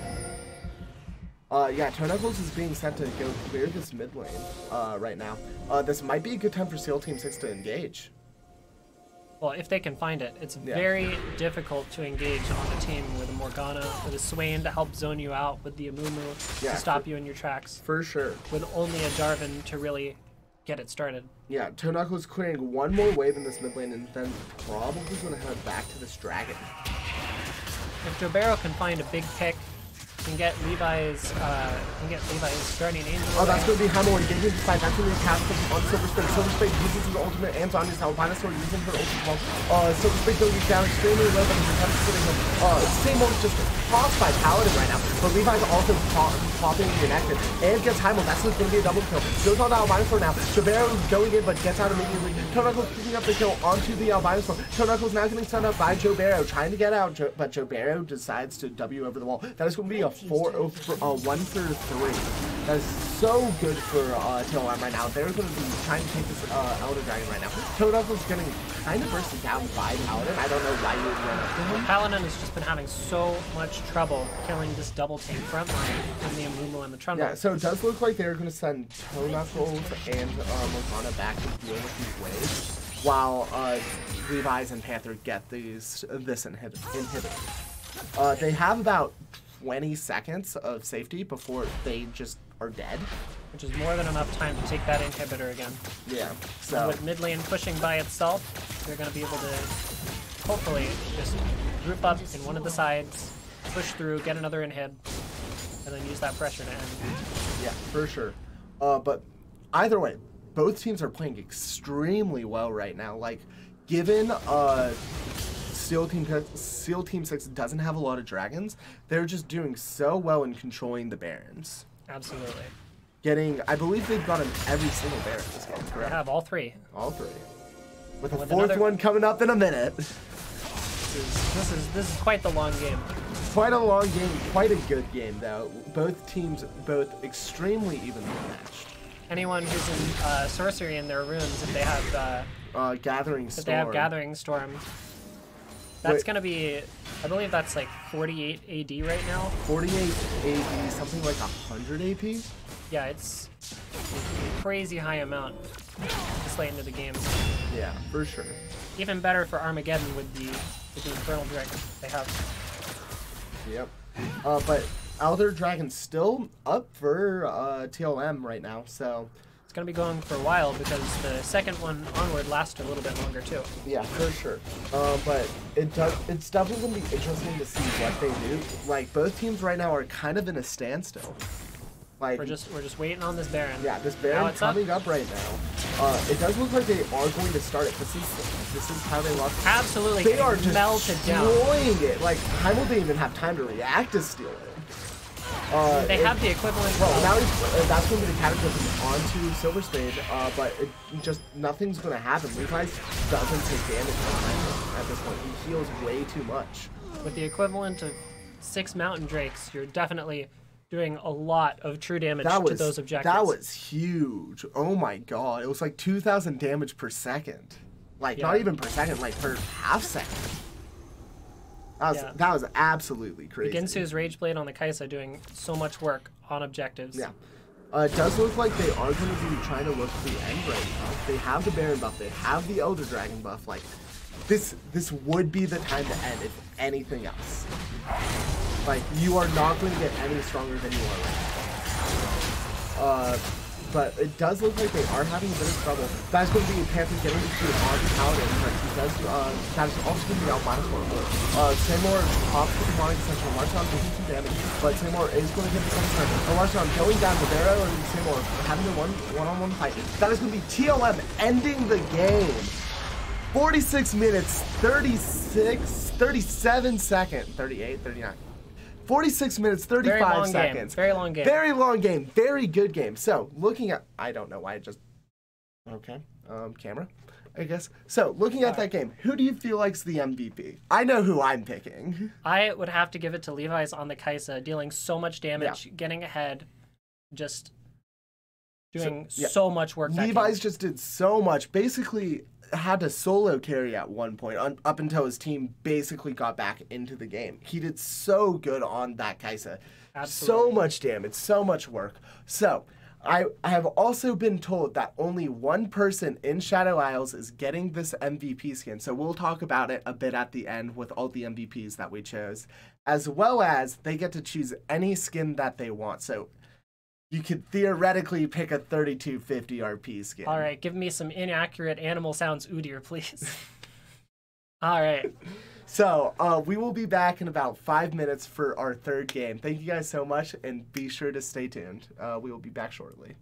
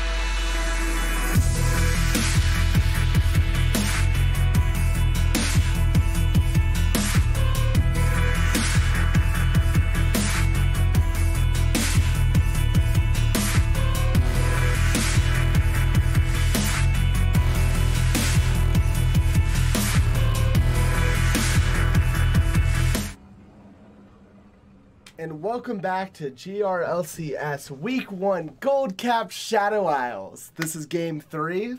You know who we are. We are going into a game with Unnecessary Roughness versus the Yellow Jackets. You ready to get into this? Absolutely. Yeah, then let us go. And somehow we don't have a LeBlanc versus a Swain in the mid lane. How I'm disappointed. Very disappointed. I'm very disappointed. On the Step blue up. side, we have Unnecessary Roughness featuring Dillinger in the top lane on Alawi, Swampfire on Jax in the jungle, Dr. Siggy Wiggy on Zoe mid lane, and Goosey and Duvranga on Caitlyn Morgana bot lane.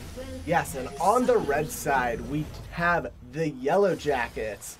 In the top lane, we have Video Gamer 69. In the jungle, we have Godzilla. In the mid lane, we have Zekro OG. In the bot lane, we have Junuary and Drail on Tristana and Nautilus, respectively. I'm excited for this game. No Sway, no LeBlanc. Let's go. And it looks like no invade cheese this game either. Both teams just opting for a 5-point spread. Yeah, kind of just a safe pick, honestly. But I mean, you could have invaded with the Nautilus. You could have, but it's definitely a lot sketchier into this team, seeing as how they have the Morgana, they have the early Zoe paddle star damage, and of course, if Jax opts to take his counter strike, you could end up very, very upset. Yeah, for sure. I mean, yeah, I get it, but it does look like we are going to have our first poke, I guess. Yeah, that was super climactic, you guys. All right. Yeah, but like going into this, Urgot. Let's talk about Urgot for a second. I very much enjoy it. Oh wait, speaking of cheese, we do have the cheese in this bush again, but it doesn't look like any central use. But Caitlyn going extremely low. Gonna have to pop that health potion early, and then pray that there's gonna be enough lifesteal. The 3% lifesteal is going to be enough. It's going to be very difficult. Caitlyn can't be as lane, can't be as poke focused when you're that low if you're worried about getting hit by the Nautilus heads. Yeah. Yeah, it's definitely going to be interesting to see how the rest of this bot lane goes now that they had that early like damage on them. But let's talk about Urgot for a second. One of the most oppressive top laners in the game right now. I mean, Urgot is definitely very versatile.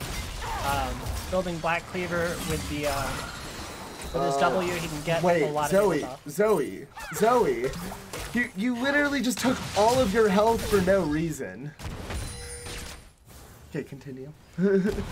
Okay, well, Urgot can do a lot of damage in his W channel, doing 3 attacks. Oh, that's going to be the power star, and that's going to be the flash from both Lissandra and Jax. Lissandra barely getting out, but Kane is now here. But in the bot lane right now, there is a fight right now. That's going to be a heal and the flash from the Morgana and the Caitlyn, respectively. Also taking that, Morgana's going to be able to pick up first blood. Dr. Siggy picking up the kill on Kane slowly after.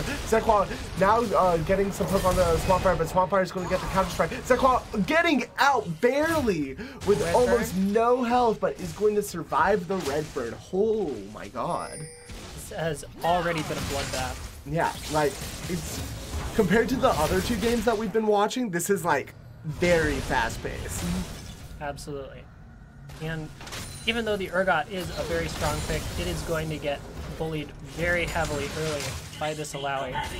Can deal so much damage. He also isn't going for any of these tentacles, which is questionable in itself. Yeah, wait!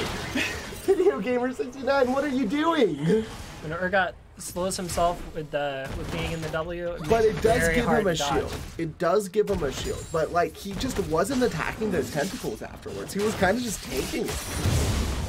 I don't know exactly what he was thinking, to be completely honest.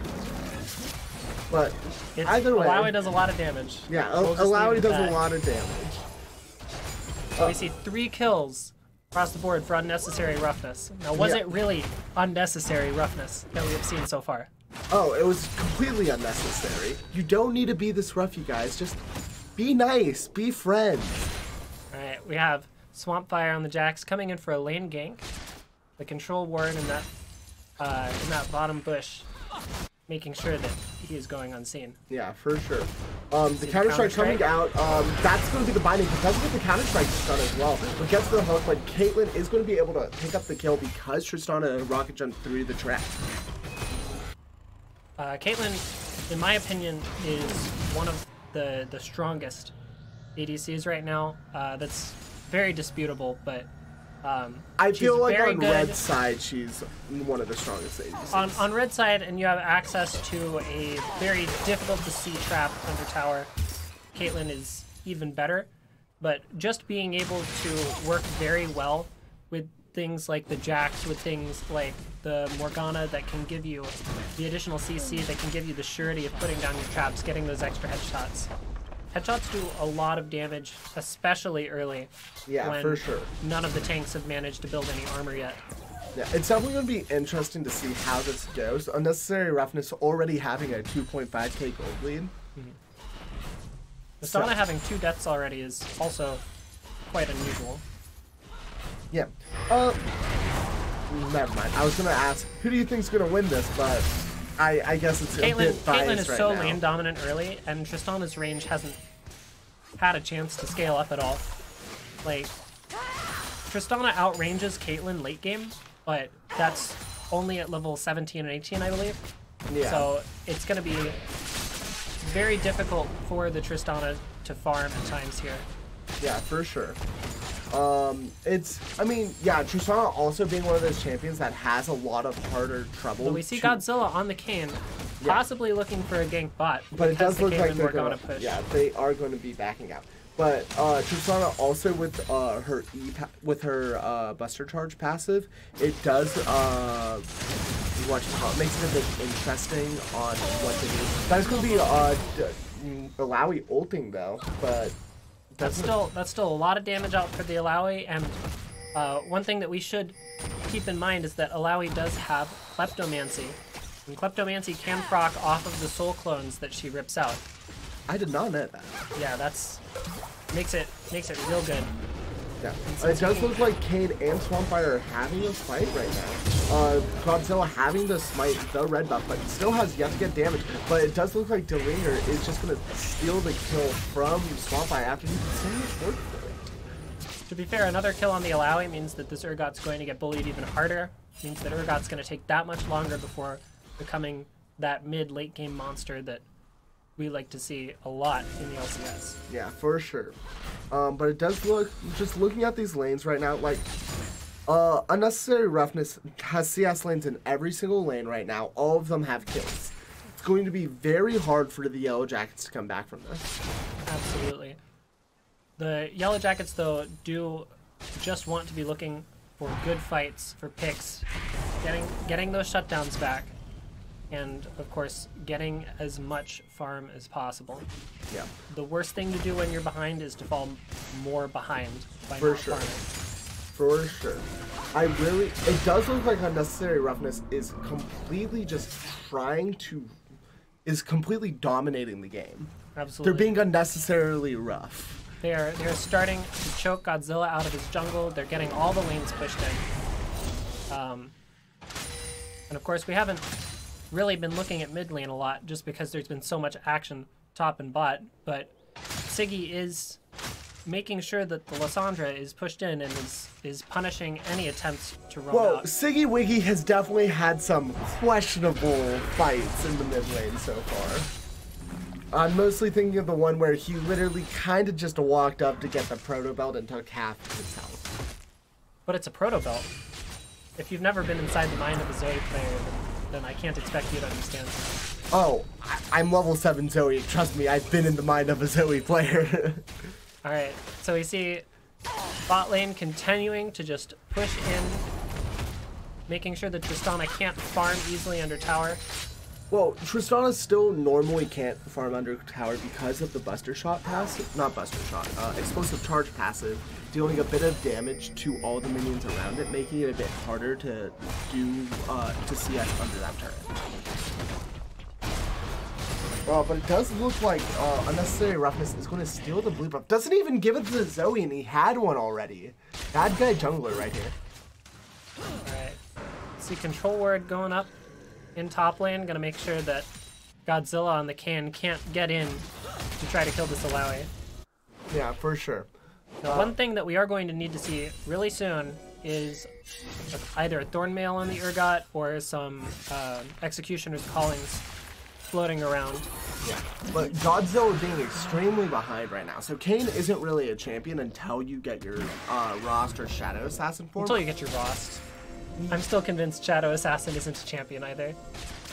Okay, you can leave that to your own opinion. In competitive meta, Rost is just so strong right now. Okay, you are not wrong, but like, yeah, so he's just super weak up until he does get his Rost form. And then, even then, he's also 1 level behind right now. He was basically 2 levels behind a bit ago as well. Yeah. So, it's definitely interesting to see what Yellow Jackets are going to do to get back into this game, if they can. So we see Swamp Fire top on the Jax. The Rift Herald is up. And a very early Rift Herald to get mid-tower before 14 minutes, before that plating falls off. I mean, you don't even need to throw it into mid lane. You just need to throw it into a lane where you know you will get the turret. Well, mid lane opens up the most stuff. That is also And true. especially if the Lissandra roams. But it does look easy. like Jackson, Alawi are going to be setting their sights onto this Rift Herald.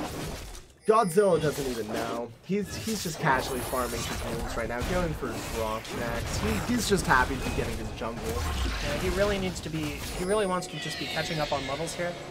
But just catching up on levels isn't enough on Kayn. You have to be active enough to get your transformation.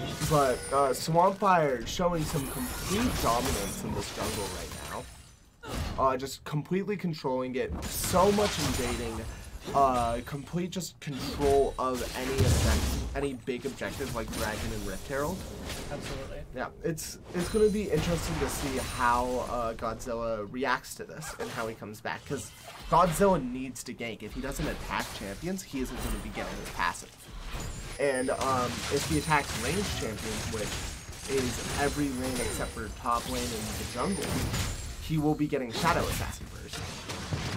And we can see that Unnecessary Roughness has already translated this extra CS, these kills, these objectives. So that is when the Rift Herald also dropped in the mid lane. I feel like it was dropped slightly too soon. Possibly, but I mean, it still there's a lot of people mid right now. It doesn't stop. That's going to be the exhaust, but Dillinger has to flash away from the Urgot. That's so much damage from the Zone Power. And that's going to be flash from Swampfire and the kill onto Godzilla. That's also going to be first turret. Rift Herald is going to get the second charge onto the second turret. Oh, wait. He doesn't get out. That's going to be the power spell on him as well. Drowsy. He's going to die. He messes up, but that's going to be Dervanga dying from the turret as well. It's maybe still Sadie Winky also getting executed as well. Swampfire now trying to get out. Okay. Double executes may have overstayed just a bit, and Zekro was able to get out. On the other side of the map, we did see that Video Gamer managed to pick up a kill on Dillinger, which was a 550 gold shutdown, I believe. I was not paying attention, but yes. Unnecessary Roughness, now definitely making a few mistakes. Thankfully, Morgana and Zoe got executed. Thankfully for Unnecessary Roughness. Yeah, thankfully for Unnecessary Roughness, sorry. Like, not thankfully for Yellow Jackets, I guess. Unfortunate for Yellow Jackets. No, Zekro would have really liked that 600 gold. Oh, that 600 gold would have been so good for him. It would have allowed him to really fight against the Zoe. That is going to be Ace in the Hole going off for some reason. I would assume that that Goosey just wants to back soon anyway, so he wants to use the rest of his mana. I mean, but why? Because if Drill isn't there, that's a good chunk, but... that is true, but that was going to be the hook onto Dervanga. Dervanga now, that's going to be the flat comes off. Goosey just died. Yeah, the Tristana bomb. Meanwhile, is backing Dillinger up. trying to run away from Video Gamer and Godzilla right now. Godzilla ulting. That is going to be the ultimate from Video Gamer. But Dillinger is healing so much from his from his ultimate. Is going to be getting 2v1 right now. I don't know why Dillinger went into the NA push right now. It's not like King could do anything, but anyways, he gets the double kill right now. Meanwhile, in the bot lane, that's Dr. City really flashing right now. But the Buster Shot doesn't knock back to Morgana shield, but that's going to be Dr. City using Ignited Drill. Swampfire about to go down as well. Swampfire going down, and now that's going to be January picking up a kill on Huzanga. That is almost going to be that's going to be a 4 for 2 across the map. And probably this bot tower. On the other hand, I believe Dillinger is going to be finishing off that top tower after getting his double kill. The Video Gamer is teleporting up to save it. Yeah, but that was just not. Yeah, that was just really good play by the Yellow Jackets right now. Lysandra did a lot of work in that set of kill spot. Really good play by the bot side of the Yellow Jackets. Really iffy play by the top side of the Yellow Jackets. So you need those healing cuts. Yeah, for against sure. Alawi. Alawi heals from missing health every time one of her tentacle slams lands. Yeah, and she had, I think, 4 tentacles around. It was ridiculous. Goosery trying to get the ace in the hole to do some damage to January. They're just gonna walk off this dragon and give it to them? Okay, I guess.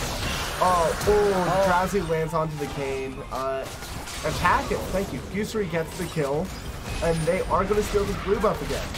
For like the 3rd time. Wow, that's really unfortunate for Yellow Jackets. Yeah, really unfortunate for the Yellow Jackets. Unnecessary roughness is doing extremely good though. It's like they're just pushing down mid.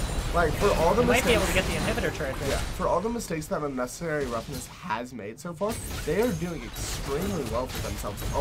They are getting it.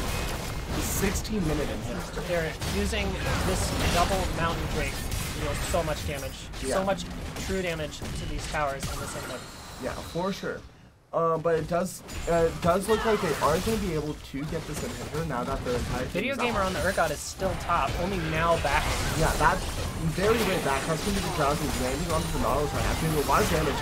Swampfire trying to get in, but gets stunned up. The spell shield not coming out onto him fast enough. Bit of communication error there.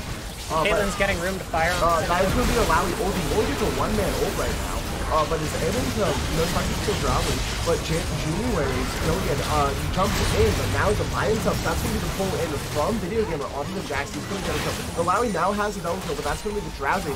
Godzilla going extremely slow right now, going onto Caleb. You see running away as fast as possible. Godzilla being able to pick up the kill. Now going on to Dr. Siggy. Dr. Siggy is running as fast as he can. This is the Drowsy. Godzilla barely survives from the Drowsy, and that is going to be a 4 for 2. 4 for 2. Did Alawi get out? Yeah. Yes, Alawi got out. 4 for 2. Really good job by the Yellow Jackets. It's definitely a good trade for them. They picked up a lot of gold there. Yeah, for sure. A very massive ult, Fear Beyond Death.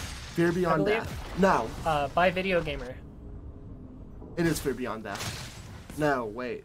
Isn't that Pike's ult? Is it? No, that's from below. That's from below. It is Fear Beyond Death. But very good ultimate from Video Gamer. Video Gamer being able to turn that fight, basically.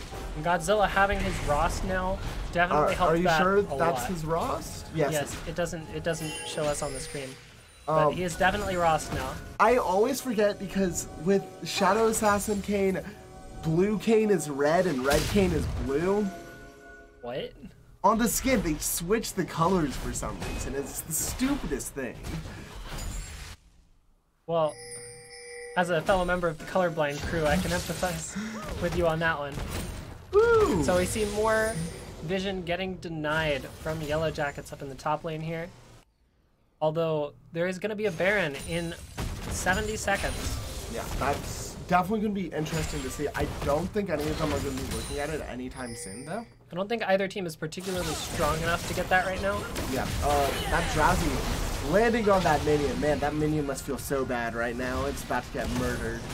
Well, it's just taking a nap, man. Oh, yeah, you're right.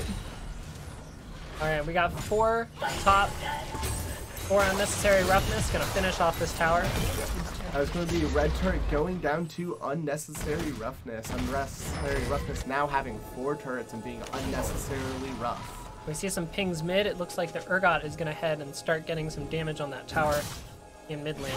Yeah. It does look, honestly, yeah, the Drowsy coming out onto the Lysandra right now. Doing about half her health with just the Q, not even the auto. So, that's a chunk of damage. Absolutely. Dr. Siggy Wiggy doesn't have his Sheen yet as well, so once he gets that, that's going to be even more damage from him. And this game, we see Caitlyn going for the BF Sword into Static Shiv. What do you think about this option versus the full Infinity Edge into your Zeal item after that? I don't play Caitlyn, I couldn't tell you. Yeah, I guess it's okay, especially if you want to be focusing on wave clear and sieging a bit more. But, like, at the end of the day, I don't have enough information about how Caitlyn works in order to tell you how I feel about that. I personally prefer the Infinity Edge first because it makes your headshots deal just so much damage. Since you already have the Morgana, you have the Jax to help you get those traps in. I was going to be the Drowsy landing onto the Nautilus. Dr. City really getting decent amount of damage onto Drail.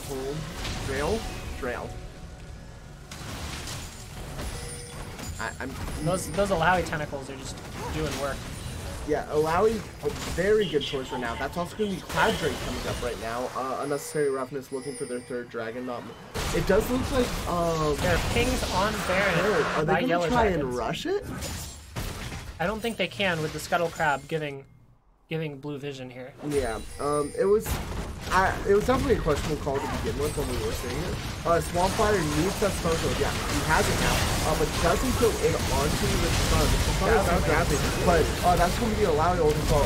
The sun also onto, but Jax is going down right now. Jax, King Jax right now. Jax tries a bit longer, but Drill goes down to using headshot. But now Lysandra is grabbing. He has to use Zania right now. Tristana jumps out. Video game is going down pretty low. Juicy's still at full health right now. Ace in the Hole is not available right now as well. Video game is going extremely low. Double flash, but Diligence does not get the tentacle. That's going to be healed from Juicy. January goes down to the red buff burn. That's going to be Juicy flashing. He's going for kills. He is out for blood. There's so many low members right now. Juicy just trying to do as much as he can. Godzilla going pretty low right now. That's going to be Duvranga using the Ignite. He might just try to auto him to death. Oh, but the heal saves Godzilla barely from his E. Very good job. That is an inhib, though, for Unnecessary Roughness. Yeah. Which is going to be a lot of pressure. For sure. But honestly, still a very good game after how this game went for Yellow Jackets early game. They were down 6 kills, like 4K gold. Yeah, they were down 4K gold at like 10 minutes or so. Yeah, so they're bringing this back fairly well. With the inhib down, though, that is going to be a lot of pressure. There's almost always going to have to be one of the Yellow Jacket members mid, just to keep their Nexus turrets alive. Yeah, for sure. Oh my god. Yeah, definitely. So this Baron is still going to be a big point of contention now that it's up. That's going to be the Sleepy Trouble Bubble doing quite a bit of damage onto January. I feel like Siggy on the Zoe is probably very close to the point where he can just land asleep on Tristana and then follow it up with a max range paddle star and 100-0. Yeah, for sure. It's especially now. Zoe's not going for Sheen. He's going for a Morello's. This is more about landing the repeated paddle stars. Fair enough. I mean, and yeah, the I get it. Morellonomicon is going to be very necessary this game anyway. I mean, yeah. How Tristana I would have liked to see the steal. Sheen first, though. Just the Sheen. You don't need to build it into the Lich Mage. Well, there is a Kane on the other. There is a Rost on the other team. I mean, yeah. The Morellonomicon's healing cut is extremely important, and I would definitely like to see more healing cuts start to pop up on the side of Unnecessary Roughness. I like to see more healing cuts on both sides, honestly. That's going to be Morgana getting caught up. He's taking a bit more than he can chew and gets caught out. Meanwhile, that's going to be Sleep Housecar landing onto Nautilus right now. But it does look like Godzilla and the rest of his team are going to be looking at this Baron. Are they going to start it? Yes, they are going to in fact start. Now, Lowy is in the bottom lane. Teleport is available right now. It's going to go down. That's going to be the Drowsy onto Nautilus. That's going to be the teleport coming out from Lowy. They need to back out now. Lowy might be able to just like ult and get to. Yeah, that's going to be huge ult right now. Kane inside of Lowy right now. Lowy needs to get some W's out because the Talons aren't doing anything. That's going to be so much damage onto Lissandra. Lissandra is going to die. That's going to be a 2-man turn from Swamp Eye right now. That's going to be Nautilus dying, but Jack's dying in return. Godzilla going through the wall. But the sleep control level is going to land on the red buff. Very good Baron defense by unnecessary roughness. And with that bot lane pushing into tower, they're gonna Yellow Jackets is gonna have to deal with that before moving back out on the map. Yeah, for sure. It does look like unnecessary roughness is going to try and push in this top turret. Yes. But Goosey on the Caitlyn is still only sitting on an item and a half. Definitely needs to back and finish that. Finish the Infinity Edge. Yeah, for sure. But wait, what? So there's 2 teleports right now active on the side of Yellow Jackets. Maybe they can use those somehow. They've got Urgot in one of the side lanes with the teleport, so he can get back to a fight. But right now it looks like almost all of unnecessary roughness is floating around the bot side for this dragon that's about to come up in 15 seconds. Yeah, for sure. But it does look like both, at least Goosey is going to be able to get that red buff as well. So that's going to be really good for him. Goosey being extremely strong right now. Tristana also being pretty strong as well. This is going to be a third Mountain Drake going over to unnecessary roughness. Just like we saw last game, 3 Mountain Drakes absolutely shreds towers. Meanwhile, Yellow Jackets trying to decide if they want this Baron or not, but only Kane's going on it. They aren't doing it yet. And meanwhile, unnecessary roughness is all just heading to them. Video Gamer needs to teleport. Video Gamer needs to teleport. There we go. But it's unfortunate to go on to Video Gamer by himself. This is the E, but that is going to be a 2-man ult from Malawi. That's going to be the Jonas from Morgana. Taking it to Miles. That's going to be January going down. Lissandra now caught out. Has to use Lissandra. Meanwhile, Godzilla's saying that is going to be Lissandra dying. That's going to turn into a Baron here. Yeah, that's going to be a very good Baron. PC might try to steal, but 3 dragons, 3 Master Dragons, they're going to melt this. This is going easily twice as quickly as the Yellow Jackets attack. Oh yeah, easily. And that's just going to be the kill. That's going to be the ace in the hole, killing Godzilla. Video Gamer not blocking it for them. That's going to be a 4 for us. 4 for L. Plus Baron on 5. Yeah, plus Baron on all 5 members. That is huge for unnecessary roughness. With Lowy and Jax. Wait, look in the bush. He moved. No, Video Gamer. No. One thing that we should look at is the new item dispatch that Jax is featuring, the Spear of Shojin. The Spear of Shojin. So taking over what the old Essence Reaver was doing. Well, so that whenever... old, I don't even know anymore. Essence Reaver got changed from what it is now to what Spear is, and then it got changed back this patch. It got reverted. So Essence Reaver got reverted with all the other ADC changes. So the old special thing that was on Essence Reaver is now in this new item, Spear of Shojin. So basically, anytime you ult, your auto attacks reduce the cooldown of your other abilities. Yes, which means you are that Jax doesn't have a counter-strike cooldown. You are going to be using quite a bit of Empower. Quite a bit of Empower on Jax. It's going to make it very hard for January on the Tristana to deal with this Jax. Oh yeah, the Counter-Strike is, oh my god, that is actually a Counter-Strike really is really good against Urgot. Urgot likes to do a lot of auto-attacking with the W. As well as Tristana. It's going to prevent him from getting rooted, I believe, from the Nautilus because that's applied with the auto-attack. So I mean, yes, but he does get dragged, which is always nice. I mean, unless you don't want to drag him into your team. But it does look like his only Tumble Bubble is missing, but that is going to be a really good route from the Morgana.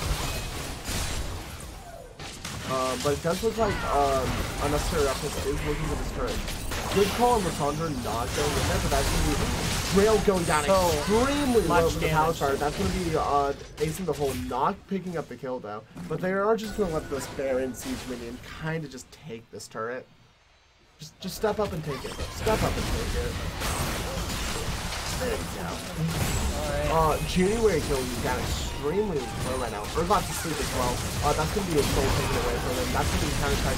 Jack is a bit in trouble. That's going to be lots of going in. Dillinger is getting ulted by Nautilus, but the Starship is blocking Nautilus. Nautilus is going to kill Zekro. Kane is now in Swamp Fire right now. So he pops up, but now gets moved by Caitlyn. Just gets dealt so much damage. That's going to be Swamp Fire taking up the kill. Now they're going to have their eyes set on Nautilus. Nautilus goes down. January has to back out. So does Video Gamer. Video Gamer has to heal up. It does look like Unnecessary Roughness is going to look for the finish here right now. They have super minions in their base. They have the Baron. That's going to be the first turret going down. Video Gamer trying to defend, but gets his soul pulled out of him. Now he's going to go down. January has to jump out. Uses the QSS. Is super low. And that is going to be Unnecessary Roughness picking up the third game. Whew. Absolutely, phenomenally, and unnecessarily rough. Oh yeah, that was so unnecessarily rough. Alright, the triple Mountain Drake putting in a lot of work for that Baron take, for those towers off the back of that. It's a very, very powerful game. Yeah, very good job. Anyways, we are going to take another short 5-minute break. Shall we discuss... oh, MVPs! I forget. So I think in this game, Dillinger on the Alawi did so much work getting a lead, getting the towers, getting that global gold for his team, and giving room for his team. But what's your opinion? It was Duvranga. Duvranga had so many picks. The spell shield just always came out when it needed. Absolutely. Duvranga was an essential part of being the carry of this game. I really think Duvranga was the MVP of this game. Absolutely, and I think I would agree with that. I just wanted to make sure that Dillinger got a little bit of a shout out there. Yeah, no, Dillinger did so very well. Goosey Goosey did so well, but I really think Duvranga deserves the MVP for that. All right. Okay. We will be back shortly. Also, at the end, we are going to take our five MVP candidates, and we are going to kind of discuss how the games are going to see who wins our I guess random skin that you choose. Could be Elementalist Lux, could be a 260 skin. It is your choice. We will be discussing that at the end of the stream after all 5 games are played. So thank you guys so much. We will be back in 5 minutes. We should probably...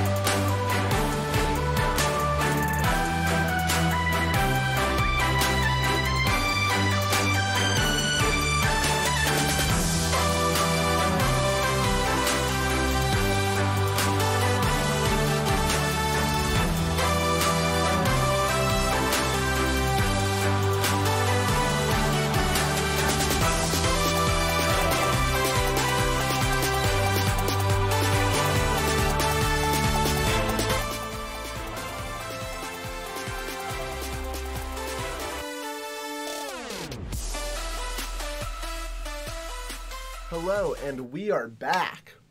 I'm excited. Absolutely. This is going to be a really interesting game coming up. Yeah. So we are now getting into game 4 of 5 of this morning's cast. It is going to be RKO. Yes. Versus the Oklahomies. Oklahomies. Let's get into this. All right. On the blue side, we have RKO with Luke on Poppy in the top lane, Tom from MySpace on J4 in the jungle, Goose on Lissandra mid, and Siver Me Timbers and Savory Satan in the bot lane on Jinx Alistar. And on the Oklahomies side, we have Jordan V69 on Urgot. We have Ski On Me on Lee Sin. Twitch in Space on the Lulu mid. I like it. I like it a lot. And in the bot lane, we have Leave It to Wally 96 and Tremillionaire on Sivir and Braum. And we're seeing an early invade here from the Oklahomies. And from RKO. Invading opposite sides of the map at the same time. We got this, you guys. If we invade them, we'll do great things. I'd laugh so hard if they all just meet in the mid lane. And we have two little balls of red and blue just sitting there and probably being a little confused as to what's going on. Out of all the games that we've seen, that was by far the best start. Well, but there wasn't a fight.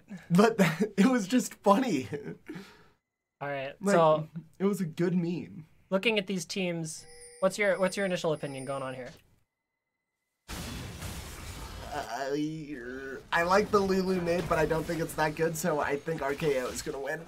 We got both junglers stealing away their opponent's red buff, so we're probably going to get to see a lot of vertical jungling here. Actually, Ski on Me decided to back out and go to his blue buff. Really, that's definitely going to be very costly in terms of clear speed and experience. Although, yeah, definitely. It's just...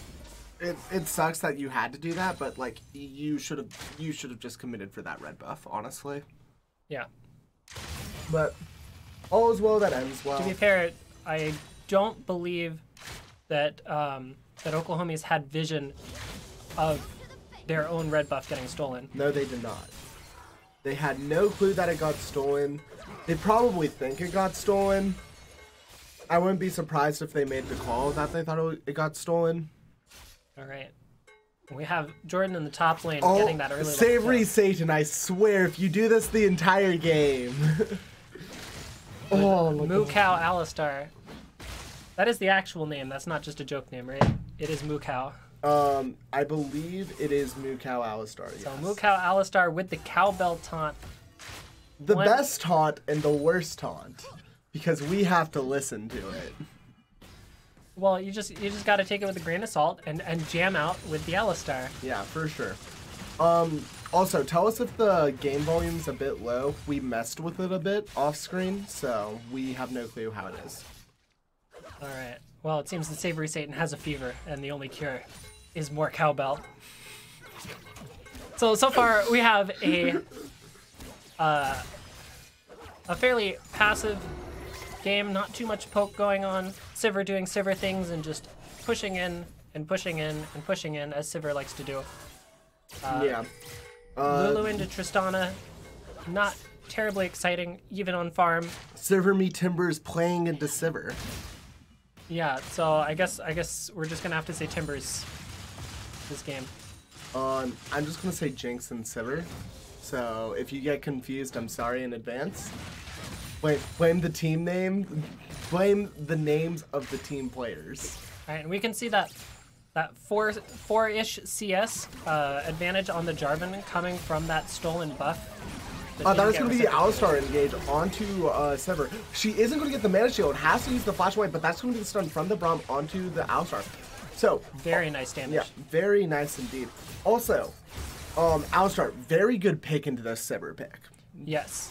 So Alistar, or the way that Sivir spell shield works is that only one, or the next spell that she gets hit with gets absorbed and gives her mana. But Alistar's combo is 2 spells, and so the initial dash damage and knockback will get blocked anyway, but then Alistar's knockup will not be getting absorbed, and Sivir will still be caught in place. Yeah, so Alistar, very decision. good counter to this Sivir pick. It does look like Goose is going to go in, but Twitch in space with the polymorph. I'm very interested to see how this Lulu pick works. Lulu's definitely got a lot of range and a lot of good damage early. But like being an enchanter and can help support the Sivir later on. Yeah, but like I feel like you would want this this Lulu mid pick in a like protect the ADC comp where you had like a Karma top lane and then. Well, you don't have to go all out on this. It's not Yeah. a Kog'Maw that's designed to carry the entire game by itself. Yeah. Sivir just needs to stay alive and get those bouncing glaives off. Also, Luke is struggling a bit on his CS right now, to say the least. Urgot has a lot of poke, especially with the corrupting potion. Does a lot of damage. Urgot's all in is very scary early. Yeah, for sure. But it's still like he's just messing up CS under turret. He's missed at least one siege minion that I've seen. Yeah. Jordan on Urgot doing a very good job of keeping the pressure on and starting to get that in lane lead. Yeah. But at the same time, Jinx doing extremely well on farming right now. Alistar, get that siege minion. Yeah, 66 gold for both players. Absolutely. Keeping the CS even despite being pushed in the entire time. Yeah. This is honestly where they kind of want. I swear, Savory Satan, you are gonna make me. You're gonna drive me crazy by the end of this. I can hear the Blue Oyster Cult in my head right now. Don't fear the Reaper, guys. All right, so we got a back top lane for the Urgot. He's probably teleporting back. Oh, teleporting bot lane. There's a teleport onto the dragon here. Yeah, so they're both of them teleported onto this dragon. They are trying to get it. Tom from MySpace is here though. He knows. Just flag and drags through, but that might have been too greedy. Yeah, Lissandra getting a 3-man start. That's going to be first blood from Luke because he teleported in. Jordan has to flash away. Meanwhile, Lee Sin going down to Goose as well. Jordan B69 also going down. That's 3 for 0 right now. Got the reset on the Jinx. Oh, messes up the combo, but still gets the stun onto Braum. Braum has to flash away. That's going to be a free Infernal Dragon. Trillionaire, run! Yeah, free Infernal Dragon for RKO. Very good lead from RKO right now. 2k gold lead. Very good awareness on the Poppy's part to get that teleport. Very nice flank established. Yeah, for sure. But at the same time, it's definitely going to be interesting to see how, whatchamacallit, Oklahomies respond to this. Because, like, this like, it's still very early, and it's only a 2k gold lead, so it's definitely going to be interesting to see. Why is Luke still down here? I have no idea. That but polymorph is Urgot might be able in to get a some plate work, top though. for it, though. Yeah, you don't have teleport. You're spending way too much time down here right now. You're eating your laner CS, like, you just go top. Luke, just go top, man, like... Given Urgot's not really pushing this in right now, so. Well, and just gradually pokes the Lissandra down. Yeah, Torch in space kind of just autoed to death. And with the extra move speed from the Whimsy, I believe, the Lulu can just continue to run away from Tom. I mean, you can use it for the speed boost, you can use it for the polymorph. Either way, it does the job. I think, yeah. And it looks like the lanes are back to just pushing in. Oh, that's going to be a 2-man knockup from the Alistar right now. He's looking for a stun onto the Sivir, but I don't think he's going to get it. He is going to go for the Braum instead. Meanwhile, Sivir Me Timbers has 4 stacks on him, gets stunned up, uses his heal, but Trillionaire is a bit low. Sivir Me Timbers does have the Super Mega Death Rocket available to him Across right the now. map, Tom from MySpace. Goes down. Meanwhile, Dies Goose going down extremely low, gets pulled in from the... Fear Beyond Death. Yeah, Fear Beyond Death, and that is going to be another kill for Trillionaire. And now we are is even gonna on get the kills, knockup. That's going to be a 3 and 3. two-man knockup. Braum gets stunned up. That's going to be him dying. Certainly Timbers is going in. Has the super mega death rock available to him. I don't think he has No enough mana, mana though. for it, though. He should be getting extremely close to that. I would throw that out as soon as you get it. Are we gonna yeah. see the rocket to base? Yeah, oh, it's right there, and that is going to be the kill very on nice. Leave It to Wally. Very good job from RKO. A lot of now. extra gold on the Jinx, and Jinx getting any free kills, getting any extra gold here, getting these tower plates too, is gonna start getting those items that start taking over the game. Yeah. RKO doing extremely good right now. Although, Okies have been able to keep this pretty close. That's going to be the Ignite onto the Lulu right now. That's going to be Lissandra ult, and that's just going to be Goose going down right now. Full combo, 100 to 0. Yeah. Meanwhile, Oklahomies are going for this Rift Herald right now. It has just now spawned, so no vision really has been invested on it right now. So Goose is too preoccupied with this ward to go up and contest but that. Luke barely sees it in time. They are going to give this to Urgot, which is interesting to say the least. It really telegraphs where they want to put it. Yeah. But also, Urgot might be able to have teleport back up soon. I can't see the cooldown since the He didn't Unsealed actually. Spellbook Yeah. is on the Ignite. He has the Ignite right now. The teleport should still be down for another 2-ish minutes. Yeah, he is, and he is going to use the entire back to just back off, but Poppy is going to get the stun up on him because it is warded. He uses his W to block Jordan D69 from getting out, and then Jordan might just be going down, just an E. Oh, dodges the Q, the shield, but does end up getting the kill. Meanwhile, Savory Satan trying to get a stun onto this, gets the stun. Cataclysm comes out, Leave It to Wally, now goes down. Jinx has an empowered auto speed, and that's going to be a double kill. Very good job for RKO. They are extremely strong right now. And Jinx was already on the Infinity Edge with the extra attack speed from the minigun Q stacks.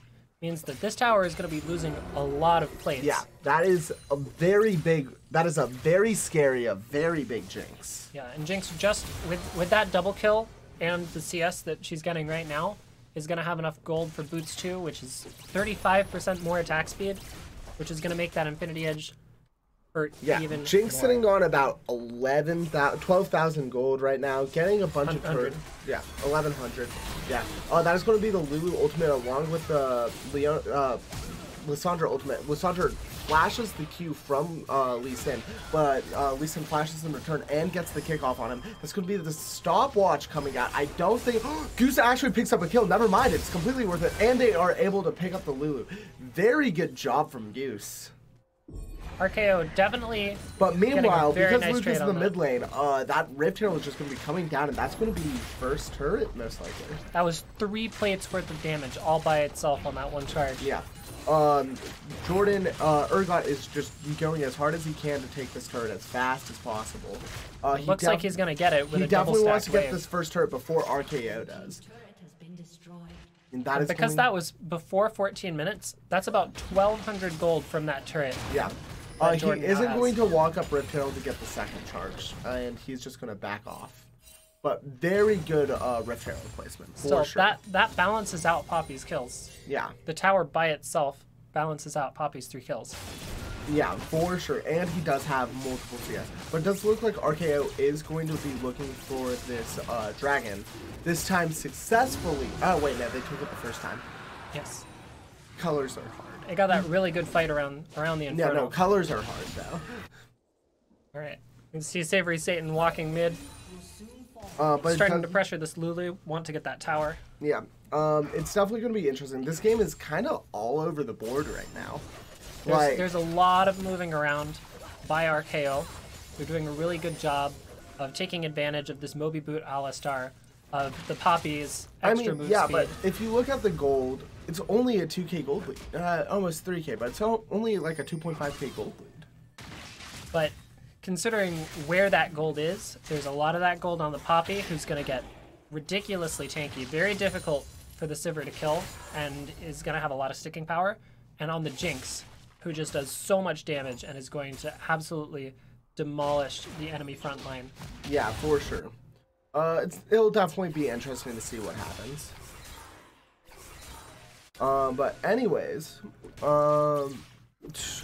Urgot also has, Urgot has 5,500 gold compared to Poppy's 4,700. So Urgot has so much gold than him. That first tower before 14 minutes is just so incredibly much. But meanwhile, Astar goes in onto the Sivir, gets the knockup onto her, so that Sivir Me Timbers can go out. Urgot has ghosted. Meanwhile, Sivir Me Timbers is going onto this problem. That's going to be Luke's Keeper's Justice knocking away Lee Sin. They are now going to go on to leave it to Wally, but Luke is going to have to get out. Twitch's Space going on to Bible Assault by Goose. Goose does go down to Lee Sin's kick, but Sivir Me Timbers is going to pick up a kill onto Bomb. That's going to make him so much faster. That's going to be the kill to Luke onto leave it to Wally, but now Jordan didn't get out. Sivir Me Timbers picks up another kill. That was a very, very clean execution on getting that Urgot kill, with the Poppy W preventing the Urgot from dashing away, giving Timbers on the Jinx enough time to plant down the Flame Chompers. Yeah, that's going to be a 2v3 for RK. That's going to be a 2v3 RKO's advantage. And they can definitely get one of these two towers, mid or bot. Yeah, it'll definitely be interesting to see what RKO does with this lead. Given it isn't a big lead, like, gold is still pretty close. But the gold advantage that they have is on all the right people right now. Yeah, all the right people, especially this Jinx. This Jinx is flaunting so that 1,000 scary. gold shutdown. Yeah, this Jinx is absolutely the scariest thing in the world. I wouldn't be surprised. Yep, that's just a full Runaan's on back. That means all of those big crits are going to be critting 3 targets at the same time, and then big AoE crits with the cannons, with the rockets on. Yeah, that's going to be absolutely huge. And nobody on Oklahomians has really gotten a chance to buy a lot of armor yet. Like, we see the Moby Boots on the Braum to help match the Alistar. We see a little bit of armor in the Ninja Tabi, plus the Glacial Shroud on the Urgot, Ninja Tabi on the Lee Sin, but that's about all the armor that's there to help mitigate the Jinx damage. Yeah. Like, honestly, this Jinx is super scary, this Poppy is super scary. Poppy just does a ton of damage. Oklahomians has their money cut out for it right now. And Poppy picking up the extra sweeper to make sure that that flank vision from Oklahomians just doesn't exist. Yeah. It's going to be very hard for Oklahomians to come back from this, but it's still very possible just because of how small this score is. That is going to be the Keeper's Justice onto the Braum right now, not the target that you want to be hitting. But it does look like RKO is looking for a engage somewhere, but they're kind of just dancing around. Meanwhile, Sivir deciding to go to the bot lane. Absolutely massive crits, already critting for over 500 damage on minions. Yep. We're good. This tower mid should be going down pretty soon in favor of RKO, especially with this big 4-man collapse. I would not be surprised if there's a dive. Yeah, I wouldn't be surprised either. But yeah, there's five members in the mid lane right now for 2. But Lee Sin is kind of by himself right now, trying to take that.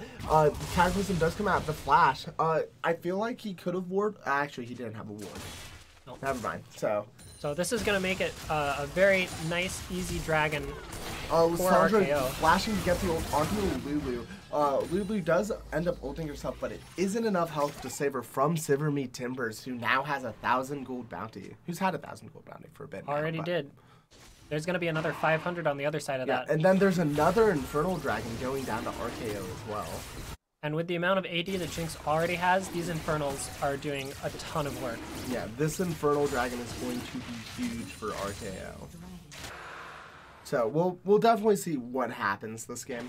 Now that there's no objective up for 80 more seconds, still waiting on that Baron, RKO can just sit mid or sit top and slowly pressure down these towers. I also think RKO can force a Baron fight at this point when it comes up. They are just so strong, and if they don't try to contest, they still take it so fast. Absolutely. With this 7-0 Jinx. Jinx is going to do so much work when it comes to these objectives. Just as long as RKO can get the Jinx in range and allow her to free fire, then it'll be very hard for RKO just needs to protect this Jinx as much as humanly possible. Yeah. Oklahomies definitely have their work cut out for them here. Yeah, for sure. But, I mean, it's still possible for them to come back. It's literally only 2K. Like, they are keeping this gold lead so small. But, like, at the same time, if you look at it, Sivir has about 2,000 gold under. 2,200 gold. Yeah. Under, over the Sivir. Over Jinx, yeah.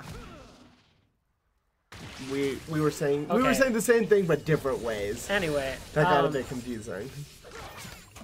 But yeah, so it's we're just holding out for a fight here. Yeah. But it does look like it is all 5 minutes. This game, as fast as it's been, has kind of come to a standstill. Like, neither team wants to engage because they feel like they'll lose the fight, and like RKO is just waiting for them to engage, really, or to get a pick. Oh, but Luke is going to actually engage in big flash over. Get the flash. Misses the Keeper's Justice, uses it onto the Sivir, who had her spell shield out. So RKO needs to be really careful of this Meanwhile, Lissandra is by herself with 3 members right now. Savory Satan needs to go in onto the Urgot. Urgot misses his Fear Beyond Death, but J4 goes back in and dies. Now Poppy is stunned up, is about to go down, goes down to Sivir. Trampoline needs to go down, but Sivir Me Timbers has a full. Oh my God, Sivir Me Timbers! Sivir Me Timbers! Is that the pentakill? Sivir Me Timbers! Sivir Me Timbers gets the pentakill. That was huge. Oh my God. Everyone on Oklahomies just getting so low, and Jinx just walking through and stepping. That is not something that you want to see. Just no one focused Sivir Me Timbers, and they just all got super low, and he was just able to clean up. That's probably going to put Jinx to 3 items on next back, compared to 1.5 on the Sivir. Look at just how much gold he got from that. Before that fight, he had about 8,800 gold. Now at 11,468. Absolutely. And more turrets. Yeah, like, Sivir Me Timbers is huge right now on this Jinx. This Baron is starting to become just a time bomb for RKO, and I wouldn't be surprised if Oklahomies are getting pretty scared about it right now. Yeah, for sure. But Sivir Me Timbers doing just such a good job right now, just controlling this game as best as he can. But like, honestly, it's only a 4K gold lead. Oklahoma still has a chance to bring it back. Looks like nothing is gonna happen off of that little bit top. Yeah, nothing at all. More vision getting established around this Baron. Again, this is going to be the focal point, probably, of the next 5 or so minutes. Well, so far, no one's really looked at the Baron. They've kind of been like, they put a ward here and there on it, but no one's really been looking for a play on the Baron. Well, it's only been up for 2.5 minutes, and during about a minute and a half of that, there was a very big huge fight. Skirmish. Yeah, Very big fight. Very big fight, yes. So, well, and since Poppy has teleport back up now, that means that a lot of pressure can be put up toward this top side by RKO to try to get this Baron. Yeah, for sure. But of course, the dragon is back up in 30 seconds. Yeah, dragon's up in 30 seconds. It is going to be a Infernal Drake, so that will be 3 Infernal. Infernal. So that will be huge for RKO to grab. Meanwhile, Tom from MySpace catches out Jordan G69 with the Cataclysm. He uses his barrier, but it doesn't look like he can be able to walk out of this. Sivir Me Timbers picking up yet another kill. He's going to turn this right around. See, triple Infernal Drake. That's a 24% increase. Yeah, this is exactly where you want all your kills to go. But at the same time, if they kill Sivir Me Timbers, they have no more damage. If Sivir Me Timbers gets caught out for some reason, that is very bad for RKO. Yeah. But at the same time, the only one who can really catch him out is Lee Sin. Because they don't really have any... I guess they have the polymorph afterwards, but they don't really have any, like, instant hard CC. It looks like RKO is just bringing this right over to Baron. I don't starting it right on. I would do it just... I would do it. Like, look at how fast they are taking it right now. With no mounted break. Alistar over the wall, zoning out the Lulu. We don't have a health onto the Baron right now. It's at 3,000, 2,000. Tom from MySpace takes the hit. Wait, kill Lee Sin! Kill Lee Sin! Oh, Silver Me Timbers goes down. Still has 1,000k full bounty though. Lissandra going in. Baron is still alive right now. Ski on me is now dead. Baron goes to the red team finally after so long, but Luke goes down. That is going to be a clean ace for the Oklahomies. With only losing the Lee Sin. Yeah. And they picked up the Baron. That is a lot of gold. And that brought the gold back to a 1,000 gold difference. So much gold right now going back on two. And of course, David Tawalia on the Sivir picked up the 1,000 gold from the Jinx kill, but only getting 1,000 gold at a time on bounties. Jinx has another 1,000 gold after that. Yeah. Still, Oklahomies taking that Baron fight and using it to the best of their ability right now. Silver Me Timbers is now up though. Most of the members are up, but they are going to be getting this. Oh my god, damage from Silver Me Timbers. Trillionaire is almost down. Top of MySpace flashes over his own Cataclysm. Trying to trap Jordan in it. Silver Me Timbers now getting the speed boost, trying to get in. Luke gets the flash, gets the teleport in time, is trying to slow them down as much as they can. Silver Me Timbers about to get the Mega Death Rocket available to him. Might be throwing it down mid, trying to get the Braum kill. But it doesn't look like he is. Does Lee Sin go in on him is the real question though. regardless, this tower is going down very quickly. Yeah, Silver Me Timbers just absolutely melts these turrets, but with no minions, it's going to be kind of hard. But that is going to be the Keeper's Justice, the Keeper's Verdict onto Lee Sin to knock him down. Luke being able to block the Alistar engage onto him, which, not Alistar engage, engage onto him, which is going to be super good. Well, only one tower going down from that counter push by RKO. Yeah. Silver Me Timbers doing extremely good though, right now. Still has 1,000k gold bounty after dying.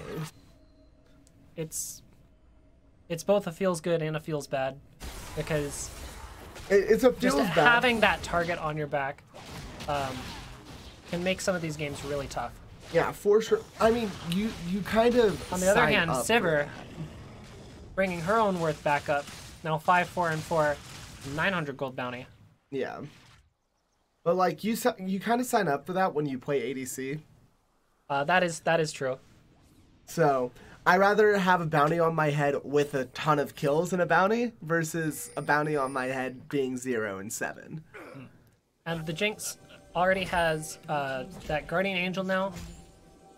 So even if Timbers is going to go down, he at least has another life that his team can try to get him.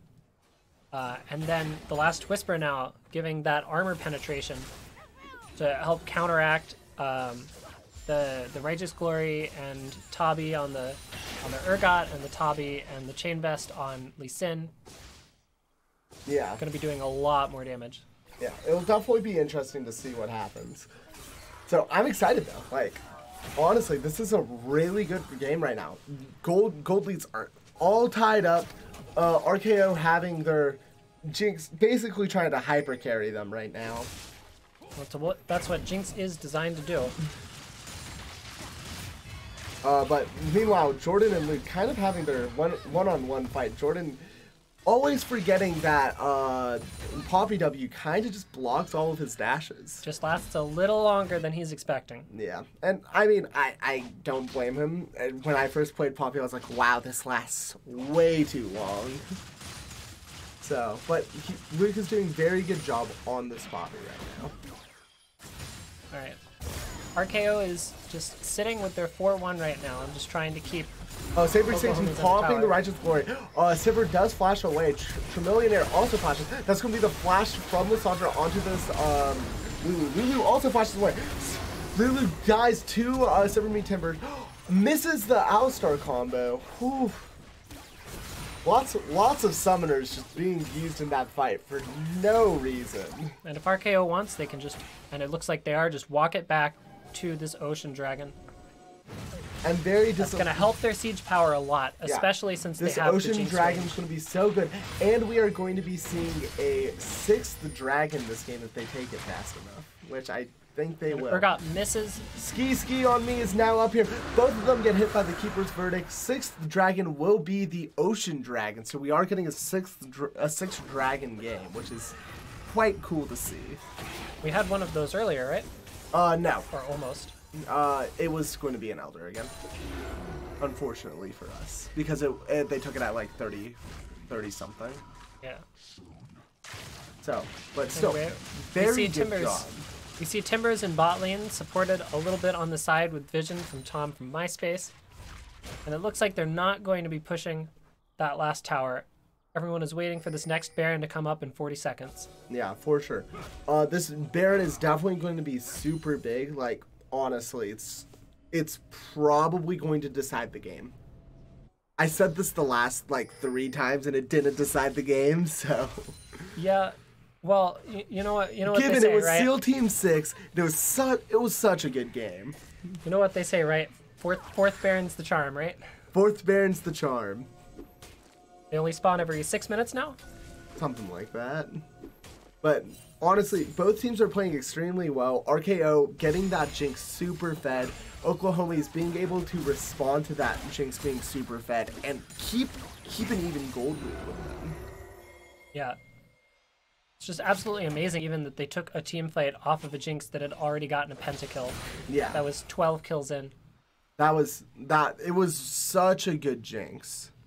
They made a lot of distance back from that. But being 5 elemental drakes down, this is still going to be a very, very tough game for the Oklahomies. Oh, for sure.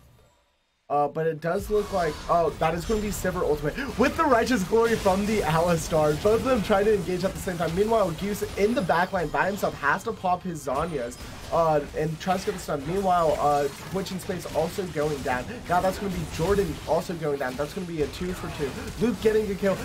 Mega Death Rocket getting a kill. That's going to be a triple kill. The Keeper's Verdict denies the Silver Timbers kill. Such massive crits coming in on the Jinx though. Luke, you're trolling That could just be the game. Yeah, that might honestly be game. No, it does look like they are going to go bot. Well, Silver Timbers is going to go in. If the Poppy and the Jarvan take for the there's minions... 15 seconds. This might just be game. That's going to be Luke trying to get engaged. But I don't... Just take the turn. Just take it. End. Silver Timbers finally picking up the kill on the Sivir. And that is going to be the game. I don't think we need to discuss MVP, do you? I don't think so. I think it's self-explanatory who won MVP this game. If you can't guess who it is, it might be the person who got a pentakill and is 19-1-4. Though, the entire rest of RKO did an excellent job enabling the Jinx. Yeah. Everyone on RKO did extremely well. Oklahomies played that game to their best ability. They did so good. They kept the gold lead as close as they could. Great fights. Silver Baron Timbers recovery. honestly just killed it though. There's nothing more to say. He was 19-1. Kind of savage. Congratulations, Silver Timbers on the Jinx pentakill. Yeah, congratulations. First pentakill of the split. Wow. All right. That was way faster than I thought it would be. I thought it was going to be like week 3, but good job, you guys. We have one more game. It is going to be Ascended Royalty? Ascension Royalty? We'll figure it out. You're just going to have to stay here and find out in about 5 minutes. Yeah, okay. See you guys soon.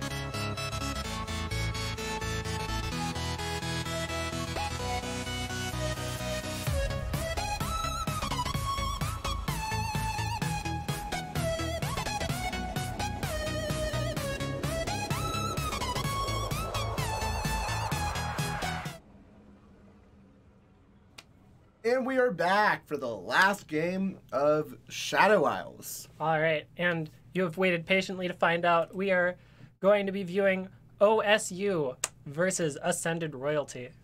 You ready to get in this? Let's do it. Yeah.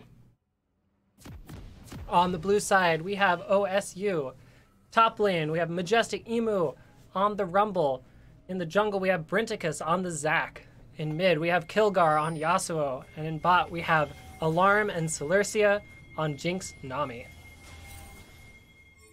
Why are you pinging so much?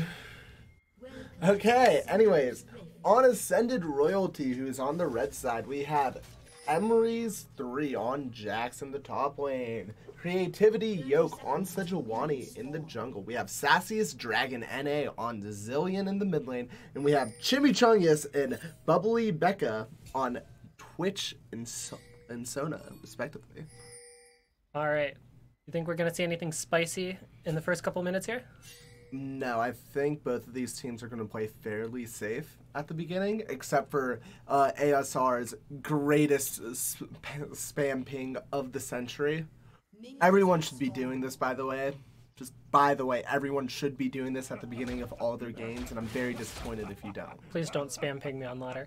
All right. So it looks like we have regular 5-point fan outs from both teams. Yeah, nothing. Jungler starting bot side. Nothing too crazy. I want to see Chimichungus steal the blue buff from Creativity Yoke. I mean, it's happened. The Twitch poison has definitely done that. It does some damage. Although by some, you mean like 6 per second. Close enough, right?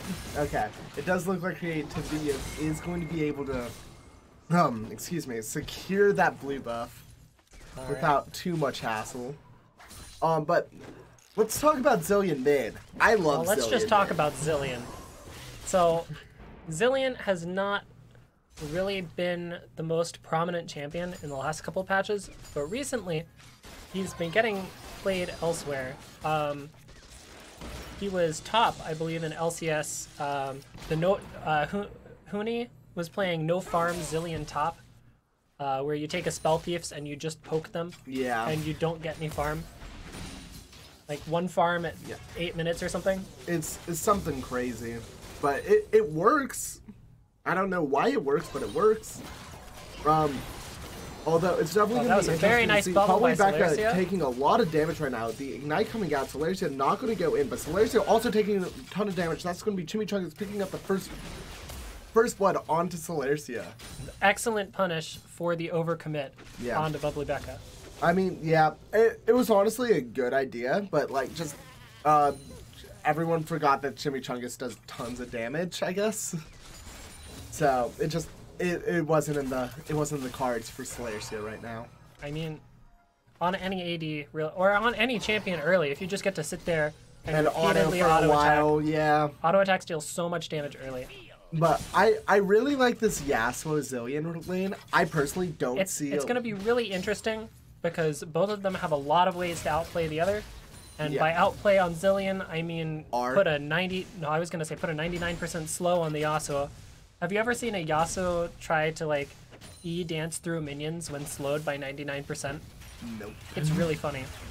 I hope we get to see it this game. I really like the Majestic Emu Emery's 3 matchup, Rumble versus Jax. We don't really see a lot of Jax tops anymore.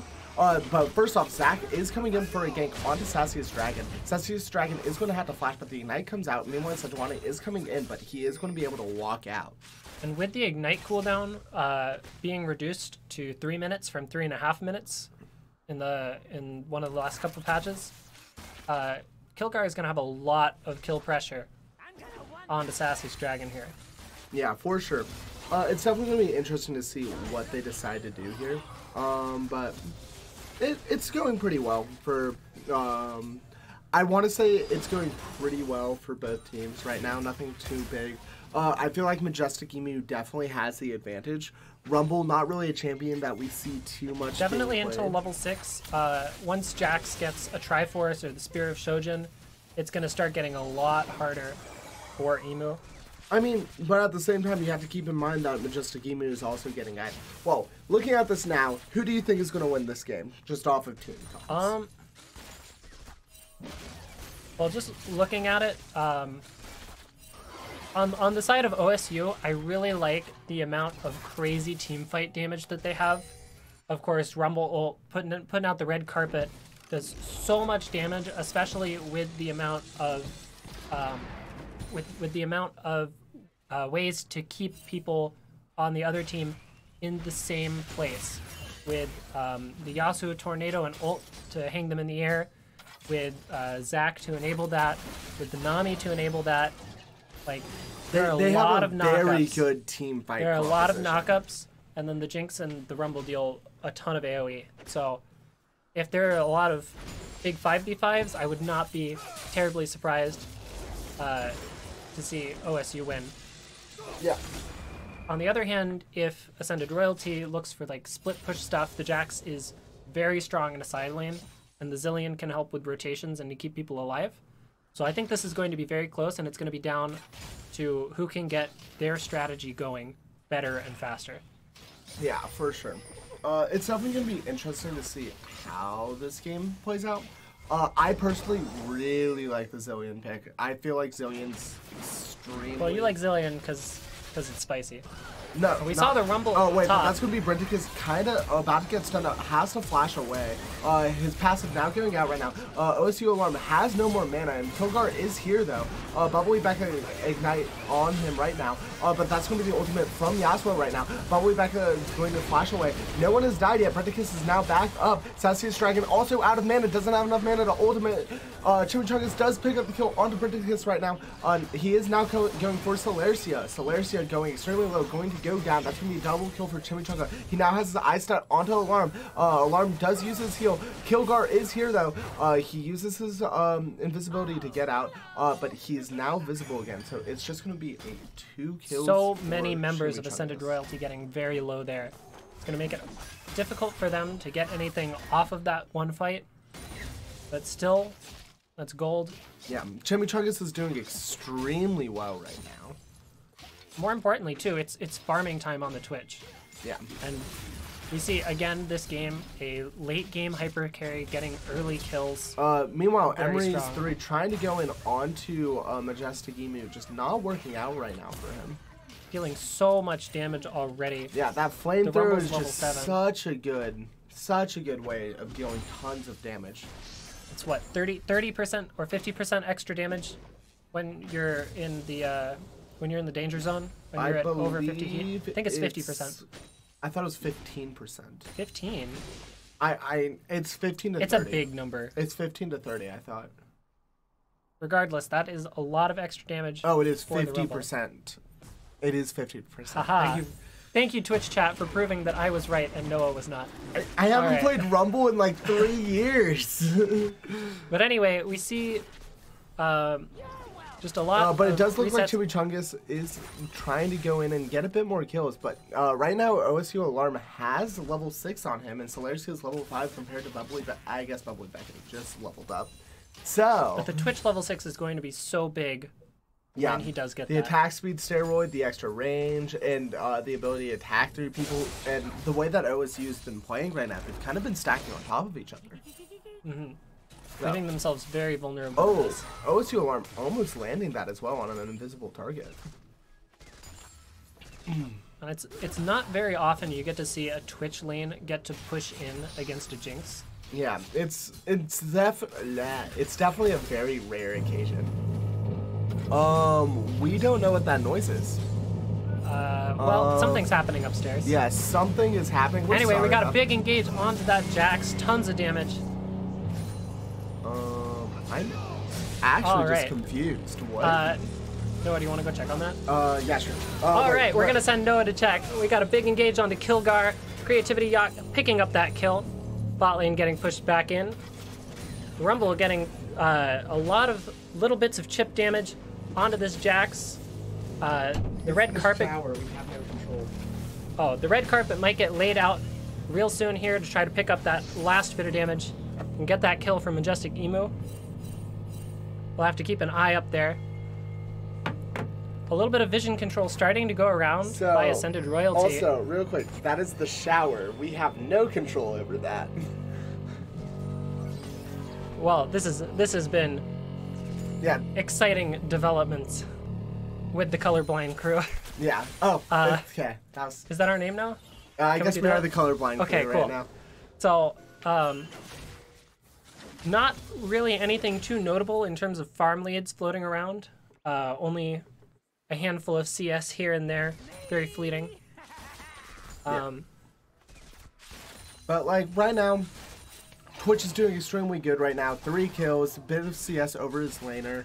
No one else on ASR is dying right now, which is really good, meaning that if this Twitch can get to late game, it's going to be extremely good for them. The jungle presence has been fairly low so far. Not very much like the first game Zach that we saw, who was in lane probably just as often as he was in jungle. Yeah, for sure. But at the same time, their CS is also looking decent. Both teams are content to sort of scale up a little bit. Yeah.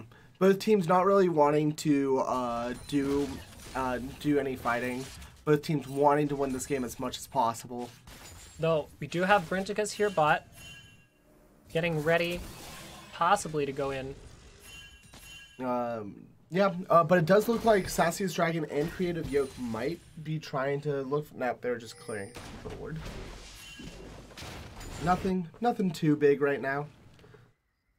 Emery S3 stealing away that blue buff.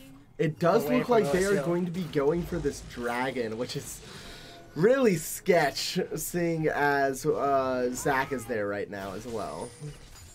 Well, and as we've seen in the games so far, these Mountain Drakes have been super good.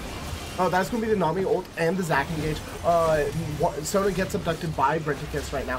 Brinticus does get the kill onto Bubbly back there, but Brinticus does go into his passive. That's going to be the red carpet onto Creative Yoke. Zillion ult is going to have him be resurrected, but Creative Yoke is able to dodge the Nami bubble right now and is trying to walk out away from Majestic Emu. Meanwhile, Chimichangas now onto Majestic Emu right now. Brinticus coming in, trying to get a land onto Chimichangas. Misses though. Brinticus trying to do something right now, but he's taking so much damage. Mega Death Rocket missing as well. Zillion getting a lot of damage. Solarsa might be going down to Sassy's Dragon from the Time Bomb. Do you think that Blast Cone was intentional? I'm not sure. Because I don't feel like it was. That didn't look like a very good plan. It might have just been a misclick with A walking. Well, you can't. If you just A-click, you have to actually click on the Blast Cone. Yeah, then it probably was a misclick. But really unfortunate that Solarcia had to die for that. Yeah, Solarcia died, ended up healing Brinticus over herself. And Emery's 3 gets this first tower before 14 minutes. Which is going to Again, that's 1,100 or so gold. That's so big for ASR right now. Can we check the gold again? Yes, we can. So, you can see that is a massive gold lead now for the Jax. Since the Rumble's been bought this whole time, absolutely massive. Yeah, Jax has a massive 1,100 gold on the lead. tower. Twitch has a massive gold lead. Sona has a 400 gold lead. Everyone else... Oh, and Zillion has a massive gold lead. Mm-hmm. This is looking really good right now for Ascended Royalty. Yeah, for sure.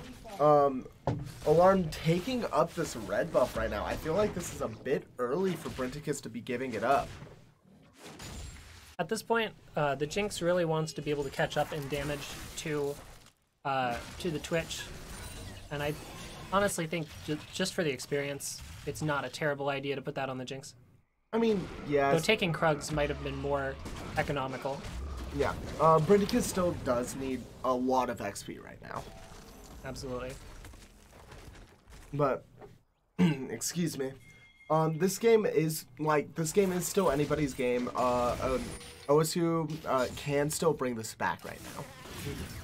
But it does look like Emery is going to go onto Majestic Emu. Majestic Emu is going to get stunned up right now. He's overloaded right now, so he can't use any of his abilities. But thankfully, he does get everything back right now. He does roll out the red carpet. Emery coming in, but that's going to be Brinticus coming in. Emery counter-strike, but Brinticus is going to be able to pick up the kill. Counter-strike protects you from auto-attack damage, but doesn't protect you, or doesn't completely protect you from AoE. Yeah, which unfortunate for Emery's 3. Right. Twitch has that first item Infinity Edge completed already, meaning those autos are going to deal a lot of damage. Yeah, but with no attack speed, he's still attacking fairly slow. Meanwhile, Solaris landing a Nami bubble, almost getting one of the bombs lands. Yeah. Taking off a solid quarter of Jinx's health. Yeah, those bombs are doing a lot of damage right now. And with the Rod of Ages on the Zillion, he's going to live for quite a bit longer than a Luden's Echo start. Yeah, for sure. I really do like this Zillion pick. Zillion, not just because it is a spicy pick. I really like Zillion as a champion.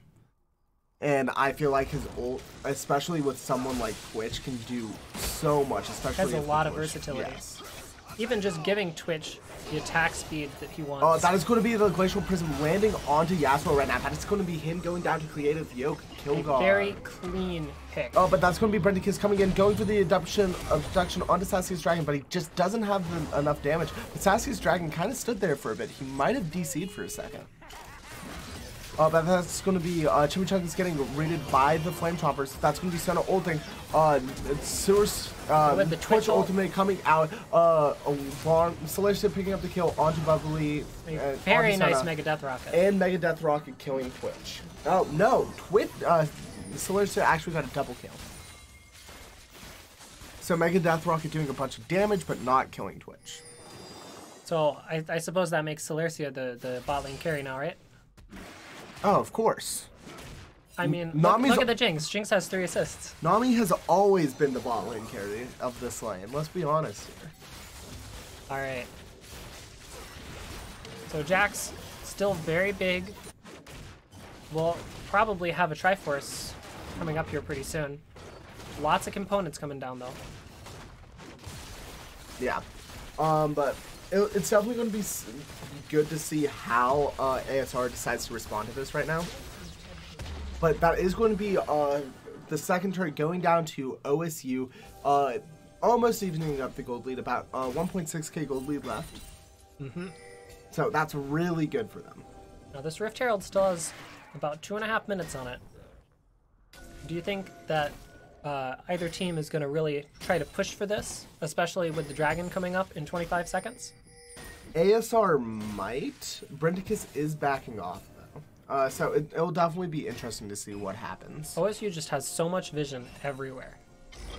Yeah. It's going to be really hard for Ascended Royalty to pick up too much unnoticed. So, looking back at these teams, OSU... Demacia wasn't too hot last split.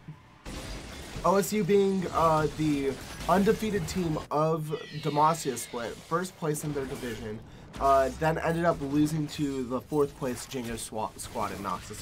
Looking to come back here, really to kind of make up for what they lacked last split. Because they did extremely well during the season. Speaking of which, Zach got Ocean Dragon. But it does look like Brenticus is going to get a knockup onto Chimichangas.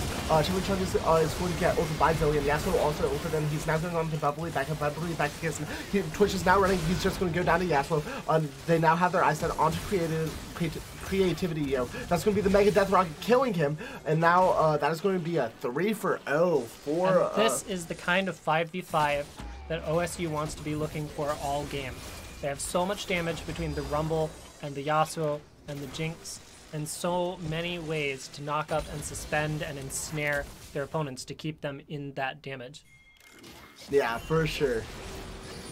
But anyways, a bunch of things are going on right now. Chimichurri is just getting absolutely focused. Got killed 2 times right now. Now Brenticus is going onto Sassy's Dragon, and gets the stun onto Brenticus. Brenticus is going extremely low. Might have to pop his passive.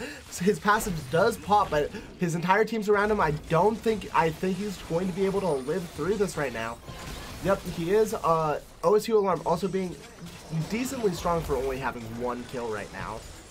No time bombs landing on anyone as well. Well, OSU probably needs to be backing now to spend some gold, because they've been out on the map for quite a while, especially this Jinx. Yeah, for sure.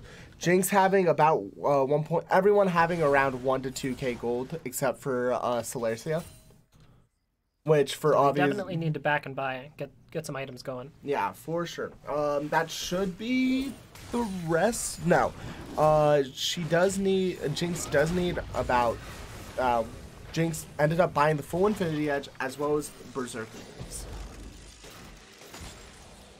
All right, so what are the teams looking to do right now? Baron is alive. There isn't another dragon for a little while.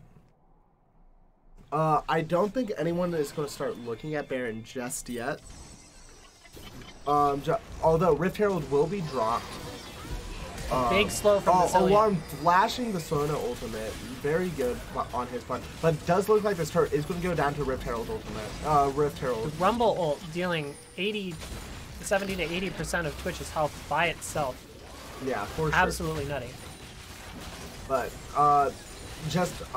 what lead ASR had at the beginning is just getting completely demolished by OSU. They have this team fight comp, and it's just working out so well for them. The Brenticus knockup onto Chimichungus. After that, Yasuo going in and just completely dominating. Yeah, this team is very much about that wombo combo. Yeah. But very good win wall by Kilgar as well, blocking all those time bombs that Sassy's Dragon was throwing out. So OSU should be able to pick up this tower if they continue to siege, but it won't be very quick. Yeah, it will definitely take a while. Meanwhile, Emery's 3 is in the other lane, split pushing, with Majestic Emu having Imagine. Brenticus looking for someone to jump onto, but it ended up not going. So, all good on his part. It does look like they are going to be giving this blue buff to Sassy's Dragon, though. That 10% CDR and then... Oh. Brenticus going in onto Bubbly Becca, trying to abduct her. Gets the abduction. That's going to be Yasuo ulted. Kilgar gets the kill. Glacial Prism goes on to Brenticus right now. Brenticus having to flash away. OSU Alarm now using Jinx Q to do some damage. Brenticus now going in for a re-engage. Doesn't get any knockup right now. Gets 2 with his auto. Solaris gets the bubble onto Creative Yoke. Creative Yoke trying to get out. Mega Death Rocket misses Sejuani. Now Kilgar going extremely low. Goes down to Chimichungus. That's going to be a shutdown gold. Now Emery's is here.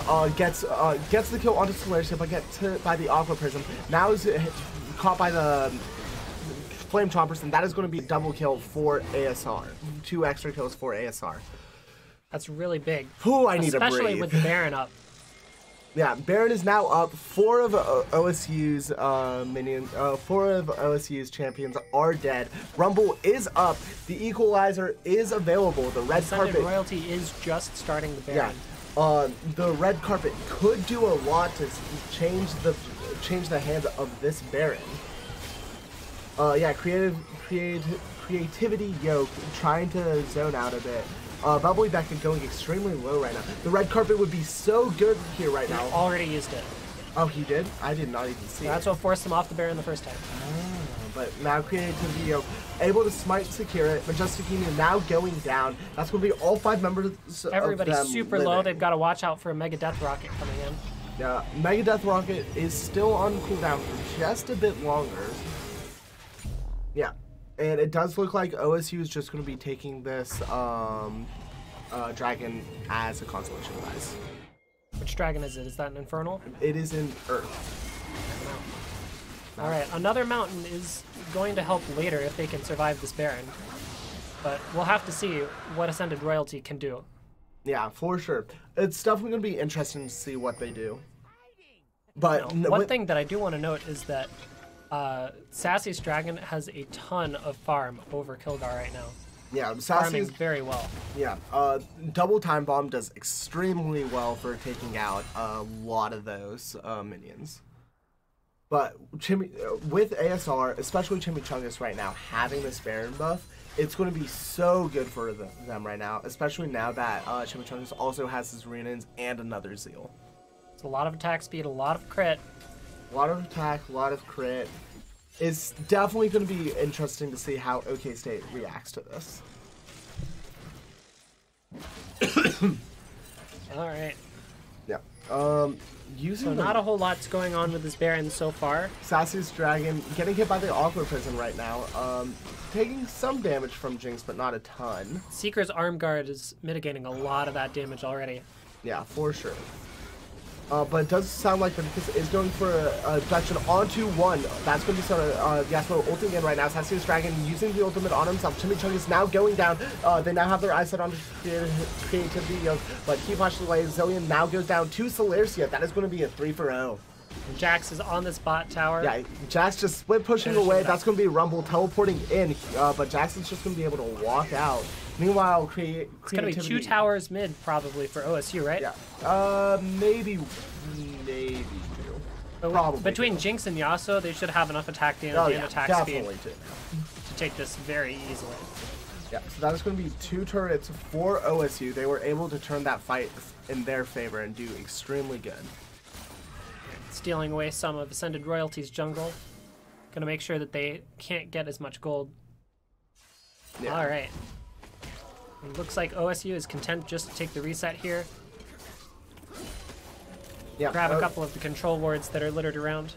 Yeah, OSU has to be sitting on some gold right now. Yeah, a bit. But like, this game is doing extremely well. Only very close. Yeah, only 3K gold lead for ASR right now. But it's still, it's legitimately anyone's game. Like this Jax is a very huge threat in the side lane, because if you try to take a 5v4 in mid, Jax gets an inhibitor turret, Jax gets an inhib, then suddenly your game is a lot harder. Yeah. Also, Jax opted not to get the Spear of Shojin just yet. Which is, I honestly agree with it. You don't need it quite yet. But Jax is... It's still going to be very strong this game to keep Counter-Strike up against multiple auto-attackers. Yeah. But Jax is starting to do so much damage to Majestic Emu's Rumble.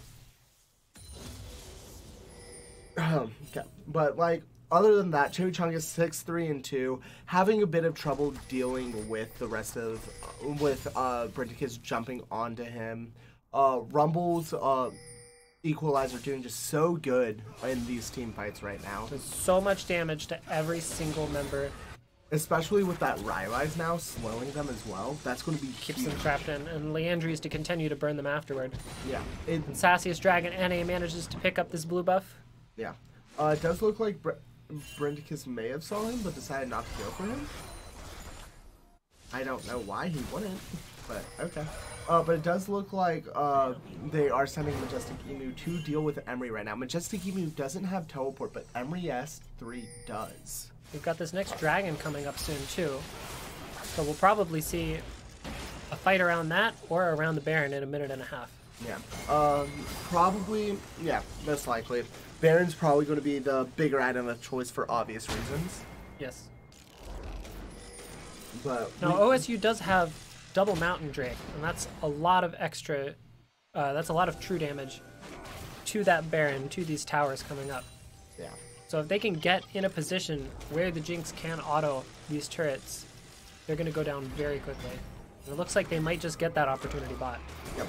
That is going to be Brindicus getting the engage onto Sassius Dragon NA, but he's going to flash away from the Brindicus abduction, and Brindicus's ult is going to be used for nothing. This might be the best time for ASR to fight right now. Without Brindicus having the ability to ult, it's going to be a bit harder for Kilgar to get a cleaner ult besides with Zaki. Yeah. And also, Celercia doesn't have Nami ult either, so that option for finding a... Tidal Wave not available for Celercia as well, yeah. What? I don't know. Alright, so they're going to take this Blast Cone, pick up this Ocean Drake. Yeah. Should be pretty quick. That is a lot of damage going on to Celercia right now from Sassius Dragon NA. Creativity DC'd for a second. That is going to be Sassius Dragon using his ultimate on himself. Creativity is going to try and walk out. Emery S gets a 3-man stun with the counter strike right now. Zach gets a 2-man stun. That's going to be 3-man stun from the Zillion bombs right now. And that's going to be Chimichanga picking up OSU alarm and Zach going into his passive right now. That is going to be a 4-for-0 for ASR. They're going to look to push this into the mid lane and possibly end. Very good fight for ASR. They kind of all just stood on top of each other. The Baron is also a fantastic option if they don't think that they can end the game here. And this is a lot of towers to try to get through with not a lot of minions. I mean, they can at least get the inhib and then take Baron as a consolation prize. Absolutely. Although they are doing Pretty good consolation prize. Yeah, they are doing quite a lot of damage to these. They might, yeah, they are just going to back off and get this Baron. And Baron does scale with time now, so this Baron is going to be very much stronger. Probably looking Baron, closer to what 30 odd to 40 AD supplying to the Twitch, which matters a ton, especially with all that attack speed and the Runans. Yeah, something like that. But this Baron, Mega Death Rocket coming in, but does not get close enough to hit it. But it does look like Zach's here. He might be just stopping it back. Bubbling back again, take creativity here, trying to get out. But he does have Flash going extremely low right now from Solarcia's Flow and Tide. Very scary, but still Baron on 5 for Ascended Royalty. Why did I see Luxol for a second? I don't even know. Okay. Anyways. But just like they've been wanting to all game, the Jax is probably just going to go to a side lane, and we're going to see a 4-1. Yeah, 4-1 most likely. They've been running it the entire time. It's definitely going to be like one good team fight from ASR, and they win this game. Definitely. Like, they have the inhib down now. They just need a good team fight. If they can get at least 3 of their members down, that's easy win. If any 2 of the Rumble, the Yasuo, or Jinx die, this is going to be probably the end of the game. Probably, yeah. Especially the Yasuo. The Yasuo is their biggest playmaker right now. Kilgar does a lot of damage and is currently over crit since Yasuo doubles crit. Yeah, that... I don't know if I necessarily agree with both Phantom Dancer and Static Shiv. They're both extremely strong items. Yeah, but on Yasuo. The wasted stats feel kind of bad. Yeah. The wasted crit feels kind of bad, but just even building the Phantom Dancer as 2600 for the 600 health shield and like 30% attack speed. That might be Majestic Emu being caught out right now. Alarm also going pretty low right now. Majestic Emu kind of stunned up for a bit, but he is able to walk away. But it doesn't mean that ASR isn't going to be able to siege this turret. This Baron buff making it very difficult for Jinx to clear the minions with her rockets. Yeah. Chimichangas now being spotted out by the turret, but these next set of Baron minions are coming in right now. That's gonna be that is gonna be the inner turret going down, and now Assassin's Dragon is looking for some poke damage. Meanwhile, Emery S is getting engaged on by Zach. That's gonna be Kilgar ulting in, but Emery S gets the Status Gauge shield. He is going pretty low, but he doesn't look like he's gonna die. He dodges. Status Gauge just keeping him alive for so long. That Counter Strike doing so much. Brindicus are almost dying. Meanwhile, in their base, just ASR doing so well right now. But that's gonna be Chimichungus getting the kill onto Brindicus right now. They are looking to end this. ASR is looking to end this right here. They are about to get this 3rd inhib. That's going to be all 3 inhibs down. It's going to be double supers coming out of every That's going to be the first Nexus turret going down. They are just fighting. It's just they are focusing these turrets. That's going to be the tidal wave. That's going to be the Yasuo knock-up onto Sona right now. That's going to be the second turret going down. Majestic Emu getting stunned up right now. He's super low. Twitch finally getting revived. But with no turrets left, Twitch just needs to go in. But he is looking to go get a kill onto Kilgar right now. He ends up getting the kill onto Jinx. Kilgar kills so many Baron minions. That is going to be the end of the game. Oh my god. Very good job by ASR. Who do you think was the MVP on their team? I can't even begin to think. Like, every single member was super necessary there. Bazillion for keeping the Twitch alive, Sona for the same thing, for the big stuns, for getting Twitch going in lane. Twitch dealt so much damage. I want to say it's Emery S3 just because of how much influence he put on the team, especially in that last fight. A lot of pressure. He forced Kilgar and Brindicus to come to him, forcing a 3v4 in the top line, and was able to get Brindicus low enough to where Chimichangas could then come down and one-shot him. It was really big. I don't even know, man. Yeah, you don't even know? Well, that is going to be our last game, but now we have to decide who is the MVP of the entire week for Shadow Isles. So we are going to pull up the match histories for this because, yikes, this is quite a lot. So the first one was I don't remember which games are which. We'll figure it out in a second, but the first one was End on No Apologies, correct? The first one was Landsnack versus No Apologies. Yeah. And so No Apologies. It was End on the 0-2-13 Zach, just setting up so many plays for his tons of team. map pressure. Yeah. Getting their Callista super got fed. the Callista super duper fed. The second game was the SEAL Team 6 versus... SEAL Team 6 versus TLM. TLM. Tastes like Armageddon. Yeah, I believe we streamed the third game. This was such a good game as well. We said that this one was the Morgana. Yeah, the Morgana getting just so many good snares, enabling the Kaisa to become 16-3-11. Did so much for that team. The third game was, I forgot the order of the games at this point. The third game was Yellow Jackets, I believe. Yeah, Yellow Jackets, and so we decided that, no, it was not this game. We did not stream that game. Was the game. Unnecessary Roughness was unnecessarily rough, and we decided it was the Alawi? I believe, I think so, yeah. I forgot what we decided. Me too. If anyone wants to refresh. Wait, Levi, we did say it was Kaisa in this game, 16-3-11, solo carried the entire game, kept their game in. Yeah. And so, Levi's, you were right, you were the MVP. And then in the other game, we said it was this Morgana for enabling everyone and keeping everyone safe. Right. That's what it was. Sorry. I am so sorry. We don't see champion names, so we don't actually know what we're seeing. I learned this whole MVP thing. We literally in the middle of the first game. We learned that we had to do this at the end, so we didn't actually prepare. Yeah, we will write it down next time, I promise. The fourth game was Siver Me Timbers on that crazy Jinx. It was absolutely the 19. Was it 19-1? It was something ridiculous. This was not the game. Give me 1 second. All right, and then on the last one, on the Jax. That was not it. No, that was not it. They're experiencing technical difficulties. Yeah, sorry. I'm having to find the game. And 19-1-4 Jinx. 19-1-4 Jinx. Okay. And then the last game just now was... I forgot already. Was the Jax. The Jax, yes. Just so many good split pushes. Like Emery's 3. Emery's 3. Okay. So... looking at this, we first want to open it up to you guys before we start discussing it. Who do you think deserves it?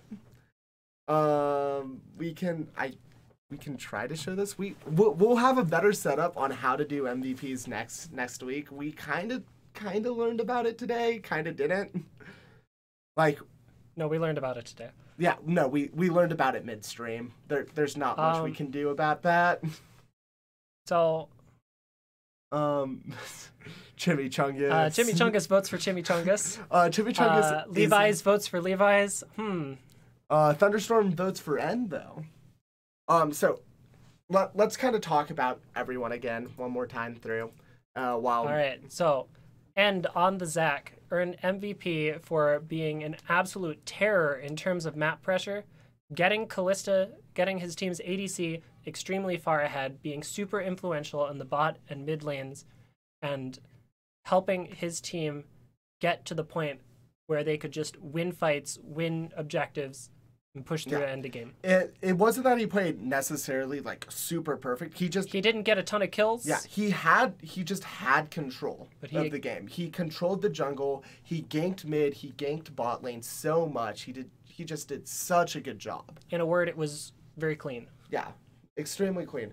Then our second one was Levi's on 16-3-11 Kaisa. His team kind of had a rocky beginning. He was able to not only keep them in the game, but ended up basically 1v5ing at some point in time. Not 1v5ing, but he did an extremely good job, kept himself alive, and was just able to solo carry the game. Tons of damage, really good ults for picks. Yeah, he did super good that game. Our third game, we gave it to Morgana. I don't know who played Morgana at this point in time. Yikes. But need to look that up. Yeah, we need to look it up. Someone help us. I know someone on your team is here. Skylar doesn't help me. I need their IGN. Duvranga, thank you. Okay. Duvranga did extremely well on this Morgana. 2-4-12. While yes, his stat line wasn't the best thing in the world, he just did such a good job getting the picks, keeping Caitlyn safe, keeping everyone on his team from dying, and just the Soul Shackles ultimate with the Zhonya's just used it at the most opportune times to keep people off of everyone, and it was just such a good job of zoning and getting picks. Our fourth game was Silverme Timbers on Jinx. With a pentakill, doing so much damage. Got very ahead early. 19-1-4. Got very ahead early and stayed safe. Absolutely ridiculous. Only Jinx. gave over the one shutdown. Yeah. Over the entire game. And still had 1,000 gold bounty at the end. Made sure that lead stayed relevant the whole way and exerted pressure with it. Very, very clean Jinx play, very good Jinx play. Also had 296 CS while we're looking at this. And then the last game, we had voted on, whatchamacallit, Emery S3, 3-1-6 Jax. Just had so much influence on the map with his split pushing, was able to force both Kilgar and Brenticus down to him and almost win that 2v1 without dying. Really made sure that Ascended Royalty was playing to that split push win condition and avoiding, getting things done while avoiding those big 5v5s that OSU was looking for. Yeah, so we've kind of discussed it. We have really no way of y'all to vote right now. Next week we will have a straw poll, or at least I will make a straw poll for it. So I guess we're voting on it. Just the two of us. Just the two of us. I would personally give it to End on the Zac because that was the, because the macro play. This is a team game, and I think that was a very impressive showing of how you work on a team and get things moving. How to not necessarily solo carry the game, but to make your team carry. Yeah, I really like the End pick. And did absolutely amazing in his game. He, the only reason why I don't want to give it to him is because near the mid to late game he kept on missing his E engages. Is the only thing. Like he would go in for an engage and would just land in the middle of everyone and not knock anyone up. To be fair, that may be true, but you don't always need to land things to fill your role. It's a zoning E. Thank you. It's just Kaisa did Levi's did extremely well. Morgana did extremely well. I don't think Morgana wins MVP of the week. It's still very clean. Very impressive. It was a very clean Morgana. I don't think Emery S also wins MVP of the week. So what are you thinking? It's between Levi's and Silverme Timbers? No, I'm saying it's between Levi's and Silverme Timbers. We can hurry up and go home. Okay, I'm making a straw poll real quick.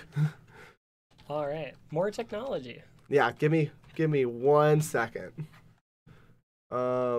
Yeah, we're gonna create a straw poll, and y'all are gonna. Who deserves? I can't see the keyboard. MVP. Levi's and Silverme Timbers. All right. Yeah, we are going to post this. We are going to share this link in the chat, and y'all have like 2 minutes. Well, all right, two minutes. Everybody vote. Yeah. But again, guys, thank you so much for showing up. We will have MVP more sorted out next time, and you will. I'll see if we can get it so that y'all can see the stats as well as we're doing it. And there's some more games coming up in an hour and a half with some different casters, right? Yeah. Yes. So at 4 p.m., so in 1 hour and a half, Dr. Wildy and David Vid Cossack is going to be coming in and casting Bilgewater. Woo! 4 hours of more streaming. So you get to see us losers play. Yeah. Okay. I will keep this open until 2:38, and then we will close it up. Right. I guess I'll let you vote on our computer. So make your vote. No, I'm not going to vote. This is this we're is for gonna, the audience. This is yeah, their. We're gonna stay impartial. Okay. I like it. I don't know how biased this is going to be, but Well, yeah, it's okay. We'll have a better thing for it next week. Yeah, we'll come up with something really good. We'll have a better way of choosing MVP. All right, and then mentioned the other half of the gold games are later today, and then tomorrow the plat and diamond games are getting cast at 11 and 4 respectively, I believe. Yeah. So definitely show back up and tune in for that. So I think next week what we should do, instead of breaking it down into 3, we break it down into all 5, and let them just duke it out. But we'll decide who makes it to the top 5. All right. So I think we can probably close this poll off now. Okay. And in 3rd place is No, Ed. don't do that. Don't do that. Oh, okay. Ed. Congratulations to Levi's, who's the MVP of this week. Woo! Someone will probably be contacting you. Mysterious beneficiary will be contacting you, Levi's, in order to get you your skin. Remember, it is any skin that you would choose. Congratulations. All right. Anyways, again, I've been Noah Siren Hassoon, joined by Connor, Charging Badger OP Matthews. Thank you guys so much for Levi's won. All right, and we'll be back next week. Yeah, we'll be back next week. Bye.